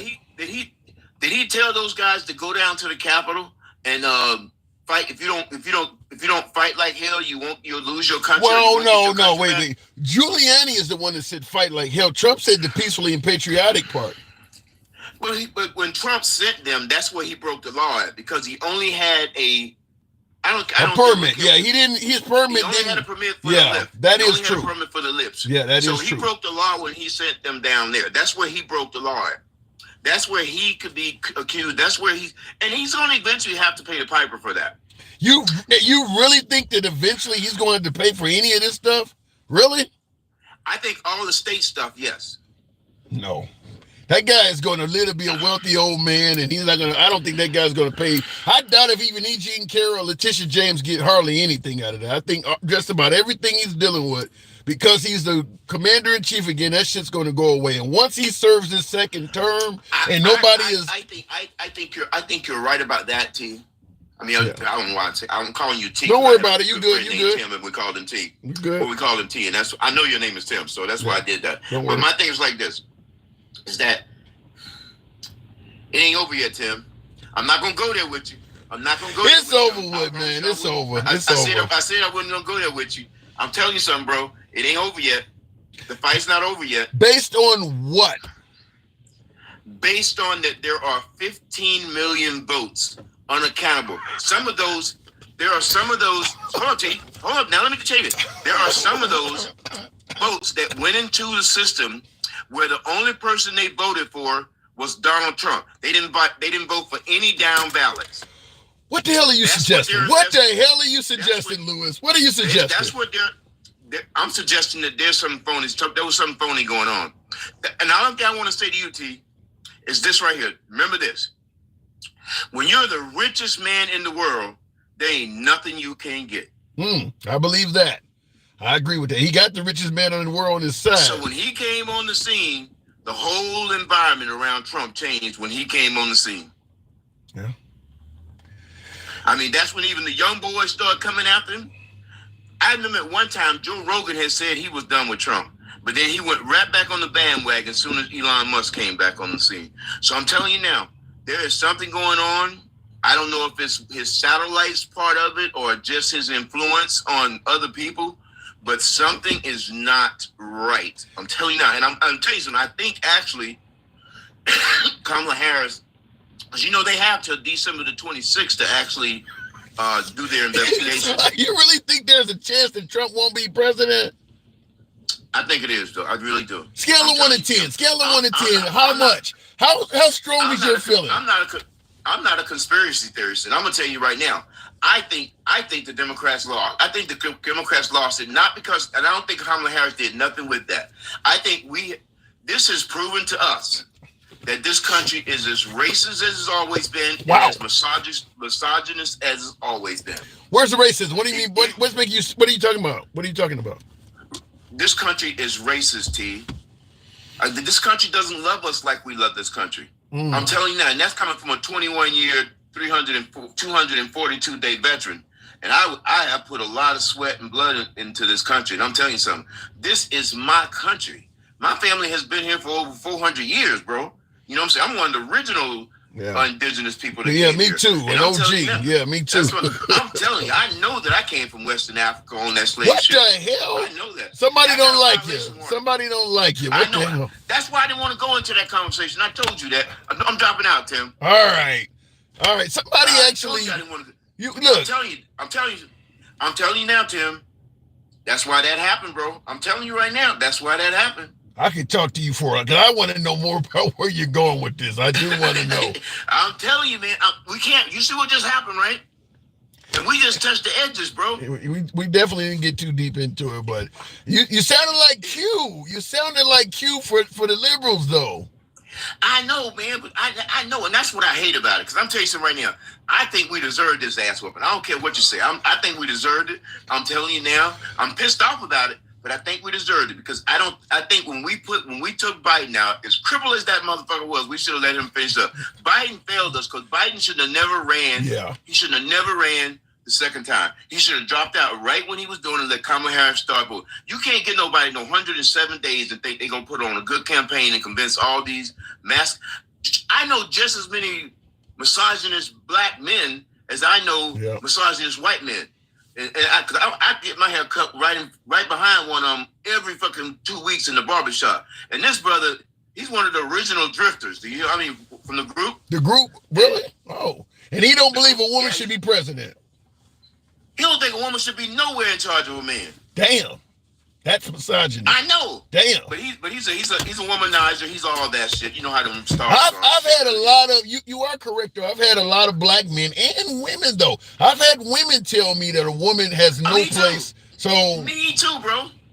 I have nothing but fond memories of every woman who's ever been in charge of a country. We can go all the way back to just the one that was just in charge of Germany. Mexico got a woman and they love her. Yeah. Margaret Thatcher rings in my mind so hard as being a strong, fierce leader. You know what I'm saying? Africa has a lot of countries. A lot of countries in Africa have a lot of female women who have been prime ministers and and leaders of those countries. It's time for America to have one. I thought it should have been Hillary. But my thing is that but I definitely think it should have been, because Hillary put on. But what about Kamala? Do you think? But let's talk about Kamala. You think Kamala was experienced? I get the woman thing, but do you think she actually had what it took to do the job? You think she had the right experience? Absolutely did. I mean, that woman has been in every aspect of the game: the judicial, the legislator. She's been now she's been the vice president. There's nobody with a better resume to where you can't say she deserves a chance. All right. And what other person you know has been at every level? That's a good point. But she didn't know how to speak to the people.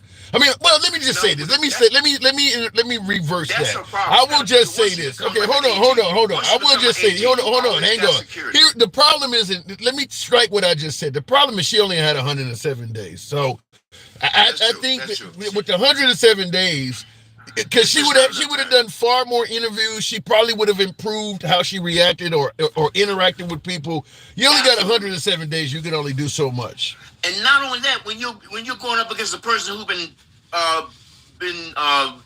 campaigning for 10 years. Yeah. I mean, Trump's been campaigning for 10 years. Yeah. That man was in the White House campaigning. You know what I'm saying? He was already the president. He was campaigning. 2 weeks after he left there, he had his first rally. Come on, man. Let's just be for real. He's been campaigning for 10 years. Think she'll be back in 2028? Absolutely not. Absolutely not. I got to go, Lewis. I got to go. Absolutely not. Appreciate it. I don't want her to be. I'm telling you, I don't want her to be. I'm looking at Shapiro or Gavin myself. That's just me. You want a white man. Ain't nothing better than a white man to get the job done. I'm telling you now, I don't give a shit what they say. I mean, I love Cory Booker. I love what's his name? Akeem, all them guys. But they don't stand a chance in this country that we live in, bro. I'm telling you right now. They gave one of us a chance. And he did such a good job. Maybe if he'd have been a fuck up, we'd get another one in there. But he did such a, you know what I'm saying? They like to see us fuck up. You know what I'm saying? Oh my God! If he'd have went in there making baby mamas and well, Trump did that. Trump is the one with all the baby mamas. Trump got felonies, baby mamas, mugshots. He's selling gym shoes, and they love his ass. I mean, that's what I'm talking about. If Obama would have been like that, he might have got a third term too. Oh my God! Because I'll tell you something. It's gonna be hell paid for us to get him out of there when he gets in there. He ain't leaving. He ain't going off into that silent good night. Well, he can't be Father Time. Can't be. He be like Mike Tyson. He can't be Father Time. I think they're gonna 25th him way before that. And I think J.D. Vance become the president. I think he's gonna get 25th Amendment, and J.D. Vance is going to be, because this is all something being done by the Heritage Foundation. And I'm telling you something, he's going to get 25th. And I still think that Elon Musk is running things, but I think Vance will end up, I think Trump will get 25th. I think Trump will get 25th. I really do. I got to go, but you are an interesting conversation in yourself. You are Q, by the way, for the Democrats. I got to go, though. I agree. All right, Lewis. All right. I'll tell you this right now. I listen to all you guys. I don't get my news from mainstream, because I'm gonna tell you something. I used to like MSNBC to what I definitely like Morning Joe. Today when he met with Trump. Oh my God, man, that killed me, man. I'm not watching that shit no more. I gotta go. All right, appreciate it. I gotta go. All right. And I will say this: after they went, talking about Mika Brzezinski and Joe Scarborough going to meet with Trump at Mar-a-Lago. Apparently, Trump went on social media after they met with him and just tore them apart. Talked about how they begged to see him and how he should have not let him go, and they owe their whole careers to him. They didn't, based on what I've seen, it didn't help them out one bit at all. Because folks often say, give Trump a chance. He's for unity. Instead of bashing him and not giving him a chance from day one. They tried to do that once he won. Now, they don't call the guy Hitler and all kinds of shit in the past, but apparently now that he's won, they tried to reach out to the guy, and he trashed the shit out of them. So it didn't help them out at all going down to Mar-a-Lago and reaching out to Trump. Nobody on the right was like, hey, look, they look cool. No, the folks on the right seen them as kiss asses with their tail between their legs, begging to kiss the ring. And the folks on the left kind of saw him the same way. That didn't help them out at all. As my last caller suggested, and many others have suggested, they've turned the program off after seeing them do that. That was not a good thing for those two to go down there and meet with Trump. Now, they used to be friends with Trump before he became president. Remember when Trump suggested that Mika had cosmetic surgery and she came to him bleeding and all? Yeah, they used to be friends before all of this. But it didn't help them out at all going down there and meeting with Trump. That was a bad idea. My guess is you ain't going to see too many liberals following in their path after Trump trashed them for doing that. Real quick, I do want to respond to a few super chats here. What do you think of Matt Gaetz? What do you think of Matt Gaetz' withdrawal? I think it was good from all sides. And this came from Will G. Plenty of people on the right didn't favor Matt Gaetz either because of what he did in Congress with McCarthy. So, and the left obviously has no love for Matt Gaetz as well. It would have probably been the worst thing you've seen since the Kavanaugh hearings trying to get him approved. The fact that Trump even appointed him is questionable in my opinion. Once you know that this guy got a investigation like that out there, and you're well, maybe not in Trump's case because Trump is the same way. Both of these men, Trump and Matt Gaetz, have indictments where Matt Gaetz wasn't an indictment, it was just an investigation, but both Trump and Matt Gaetz have accusations against them suggesting they've committed some kind of major felony, and as opposed to trying to fight to prove their innocence, they're fighting so you don't know what's in the investigation. Both Trump and Matt Gaetz are doing that. Trump's cases are going to disappear. He's not going to go and prove that he's innocent and it was bullshit or a witch hunt. He's going to have the people that are running the cases fired and you'll never know what was in them. That's what Matt Gaetz was doing. By leaving Congress, they're fighting so that the investigation never materializes. So you'll never know what was in it. That's kind of what's going to happen with Trump, is that you'll never really know the entire scope of what they had against him. The goal is to kind of sweep it under the rug. That's different than proving you're innocent. What did I say yesterday? Nothing sexier than a hard-working woman and still plays her role to support our culture, to support and nurture a woman's touch is heavenly. I do favor some of that. I do believe that women are better at nurturing than men. I do believe that in terms of conflict, unlike what Gen X and some of the other folks, or DJ Julio, I think said it. I believe that if you had more women leaders, I think there would be less wars. I don't think there would be more. I think women would be better at talking and things like that. I believe there would be less wars. That's my opinion. I could be wrong like many others have, but I believe there would be less. Real quick in the comments, Trump don't even want Elon. He wants his money. Some drama's about to happen. But before I continue on, I have said that. Now, MAGA is very happy they've won by quite a bit, beat Kamala Harris and the liberals. But remember, Trump's main problem the first time was he made some bad appointments and people were not loyal to him. That was a lot of the complaints he made, is that he made some bad appointments. I want to submit to you, I believe he's doing that again to some degree. Matt Gaetz is an obvious example now, but I'm not even talking about Matt Gaetz. I brought up RFK and Tulsi Gabbard. Both of those two people, RFK and Tulsi Gabbard, not long ago were running to be the Democratic president of the United States. Once they did not get what they wanted from the Democratic Party, they defected on the Democrats, went to the other side and trashed the party they came from. With them having that on their resume, why would Trump not think it's possible they may do that to him?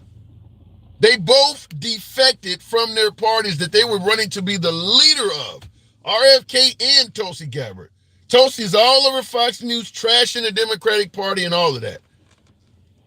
I would probably be real skeptical of putting somebody that's defected on their own party like that up on my administration after what Trump went through with folks on his first administration. I don't think they're really good picks. I know RFK came with a lot of independent voters, so Trump favored that, but I don't know.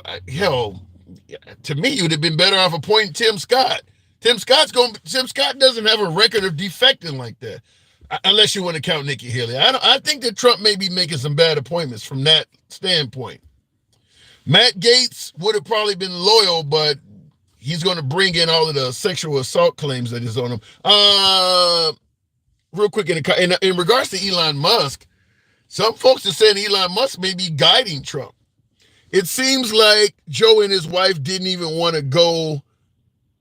It seemed like a stunt. They should have not did it. I don't think Joe Scarborough and Mika Brzezinski should have ever went to Mar-a-Lago. Elon Musk, though, he is a very intelligent man. He could have some ulterior motives to Trump. Remember, he's not even an American. Remember how much we didn't like Obama because he was born in Kenya? Well, this guy actually has a birth certificate from somewhere else. Let me go back to the box. All of a sudden, he shows up. Trump's whole stance on electric cars changes and shit like that. Just because Elon Musk showed up throwing money around, Trump's whole stance on that changed. I don't, like I said, we'll see what happens, but I do believe there's a possibility Trump could be making some bad appointments there. I do want to look in the comments here on TikTok. By the way, folks, tap the screen. We should have been around 100,000. You guys can make that happen. Tap the screen, get the likes up. Millions of voters, Democrats have defected away. A lot of voters left the Democratic Party. I'm not arguing with that. The Democrats did not do good this go-round. I'm not going to argue with that. You need a lot of women in Virginia, genetic diversity, and second generation. Did you not think of her? Think that far. What are you talking about? You need a lot of women in Virginia, genetic diversity. Huh? And the second generation did not think that far. I don't understand what you're saying. Another TV personality goes into the White House. Yeah, Trump is really good with promoting celebrities. He's really good with that. Handsome, the Dems made their bed. Now sleep in it, says Dan.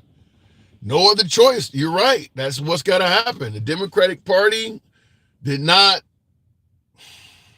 Well, to me, Biden not stepping down is the biggest problem. If Biden had a step down and only ran for one term, I don't know if the outcome would have been the same because the Democrats would have been able to vote in a candidate. It probably would not have been Kamala Harris, and they would have had at least a year to run. That's a lot of advantages that they didn't have with Kamala Harris only having 107 days. So I don't know if that's just the Democrats making their bed, just bad decisions. Biden led the way with that bad decision, not stepping down until after showing his ass at the June 27th debate. The conversation is so interesting, we be forgetting to tap the screen. Yeah, I can't get 100,000 out of this crowd. Hell yeah, we try to deliver decent content. I can't get 100,000. You know how it is, folks. Anyhow, I do appreciate the 89,000 likes. I tried to bring up another guest with the box that's frozen. Nevertheless, I do appreciate the 89,000 likes. You know how we do the program. We don't block, ban, or censor. So if you favor that type of programming, feel free to follow the program on TikTok, a subscription on YouTube, if you will. We're here Monday through Friday. Real quick before we do move on, Harris is overqualified. Talking about Kamala Harris. Harris is overqualified, especially compared to all the clowns Trump is trying to appoint. And Trump himself, so you're saying that Kamala Harris is overqualified even compared to Trump. But people cannot see past the melanated skin, MAGA are and always will be hypocrites. There's some facts to that, but I will say, I don't think Kamala Harris's biggest problem was her being black. I think it was her being a woman. I think there were far more people that opted out of voting for Kamala Harris because of her gender as opposed to her race. A lot, even black people. I talk to even people of color that do not believe a woman should have that position. Yeah, racism, there are some people that ain't gonna vote for a black person. Even when Obama won twice, there were people that did not vote for him because he was black. That's the whole born in Kenya shit. A lot of that came up. But I do believe it hurt her more being a woman than it did being a person of color. And you talk to folks on the right, I don't know what the hell she is. Is she black? Is she Jamaican? Is she Indian? People on the right just tried to give her all sorts of weird-ass labels, just like they did with Obama when he ran for president. He wasn't black, he was Kenyan or whatever the hell they were coming up with. That's one of the issues when you run for the president of this country as a person of color. People start just otherizing the hell out of you. Obama suddenly became a Muslim, even though they're in his church with Reverend Wright, saying that the guy is unpatriotic. If he's a Muslim, then why the hell are you sitting in a Baptist church accusing him of what that pastor said? Is he Muslim or is he Baptist? Pick and choose which one. Sean Hannity had a whole crew. Sean Hannity had a whole crew sitting in his church on the south side of Chicago, recording his sermons and then trashing them for those statements on Fox News. Remember the whole chickens coming home to roost? But then he's a Muslim when you want to use his last name against him. And it wasn't just Obama or Kamala Harris. Remember Nikki Haley? When she ran, she suddenly became Nimrata. And Vivek Ramaswamy also started getting some of it. Running as a person of color is going to come with its challenges. People do not want a person of color in that position. Because like I said, even on the right, Nikki Haley and Vivek Ramaswamy, when they ran for the nation's highest office, they started getting some of it too. I don't care how much you've been supporting Republican causes. We didn't expect you to try to go that fucking far. And then started having trouble. MAGA singing like a prayer in churches. God. She didn't even try to separate herself from her own incumbency, nor could she. And Ken Fit, yeah, I know. When she got on The View and they asked her what would she do different from the Biden administration, and she had no answer. It's shit like that. It's shit like that. But I will say, if she had a real campaign length of time as opposed to 107 days, there would have been time to correct shit. Like locker room talk from saying grab them to, there's time to correct shit when you got all this damn time. You only got 107 days. You don't have a lot of time to correct stuff. The whole I wouldn't do anything different from Biden would have been one thing she said on The View. And then by the time she became president, there would have probably been 6 or 7 other interviews where she corrected that. But that's what happens when you got more than 107 days. You got time to do all of that. She didn't have enough time. That is on Biden, if you ask me. She stood by Biden. It was the right thing to do. I'm not down with all that captain goes down with the ship type shit. If you're trying to run for the nation's highest office, your job is to look out for the people, not your predecessor. She could say, I think Biden did a good job. However, here are the areas I would differ from him on. Nobody expects any vice president to be a mirror of the president. You're not even expected to be a mirror of your spouse. You can have things you differ on. You don't have to agree with every damn thing anybody does. She should have had an answer for that. She should have been expected to. I mean, because they asked Vivek Ramaswamy if he was president when he was running, what would he do differently from Trump? Because he was riding Trump's coattails. And even he had an answer. It wasn't a great answer, but even he had an answer of some shit. He didn't say I wouldn't do nothing different. Even Vivek, who was nothing but defended Trump the whole time, was prepared with an answer. They asked him that during that debate when those other 9 candidates, Ron DeSantis and all of them were running. They asked him, what would you do different from Trump? And he had an answer for that. Kamala Harris should have had an answer for that. That's poor preparation that she didn't have an answer for something that should have been expected. Real quick, the women in Ukraine disagree. Okay, I don't know where that's coming from. Apparently some YouTube has stopped on that side. Anyhow, I do appreciate the fact that you guys got me pretty damn close to 100,000. Somebody tapped the screen. I do appreciate that. Thank you. Trump had no logical answers to shit. Well, Trump had undying loyalty on his side. Kamala Harris didn't have that. So you unfortunately, you don't always get the cards you want. You got to play with the hand you're dealt. And she's dealt a hand that puts her at a disadvantage to Trump. I mean, Trump's side is going to overlook anything he says. You don't have that advantage. So you got to make sure what you say matters. It's not fair by any stretch of the imagination, but that is the cards she was dealt. Trump's people, no matter what he says, they're going to come up with a reason why it wasn't that bad, not that harmful. It was comical. It was a joke, took it out of context, et cetera, et cetera. Kamala Harris is not going to get that benefit. Just the way it is. Anyhow, I do appreciate it. As always, 101,000. You guys got your boy there. I got to step away. It is my dinner time, Monday through Friday. Subscribe to the damn channel on YouTube. Follow the program on TikTok. I will see you tomorrow night. All right, and the same thing with you folks on YouTube, horizontal and YouTube live. I appreciate the support. Will G and some of you folks on YouTube horizontal, because I've been debating about whether I want to keep horizontal versus vertical. But you guys showed your boy some love tonight. Kind of gave me an answer to that. Thank you sincerely. I will see you folks tomorrow. Y'all take care. Vote properly next time. You won't be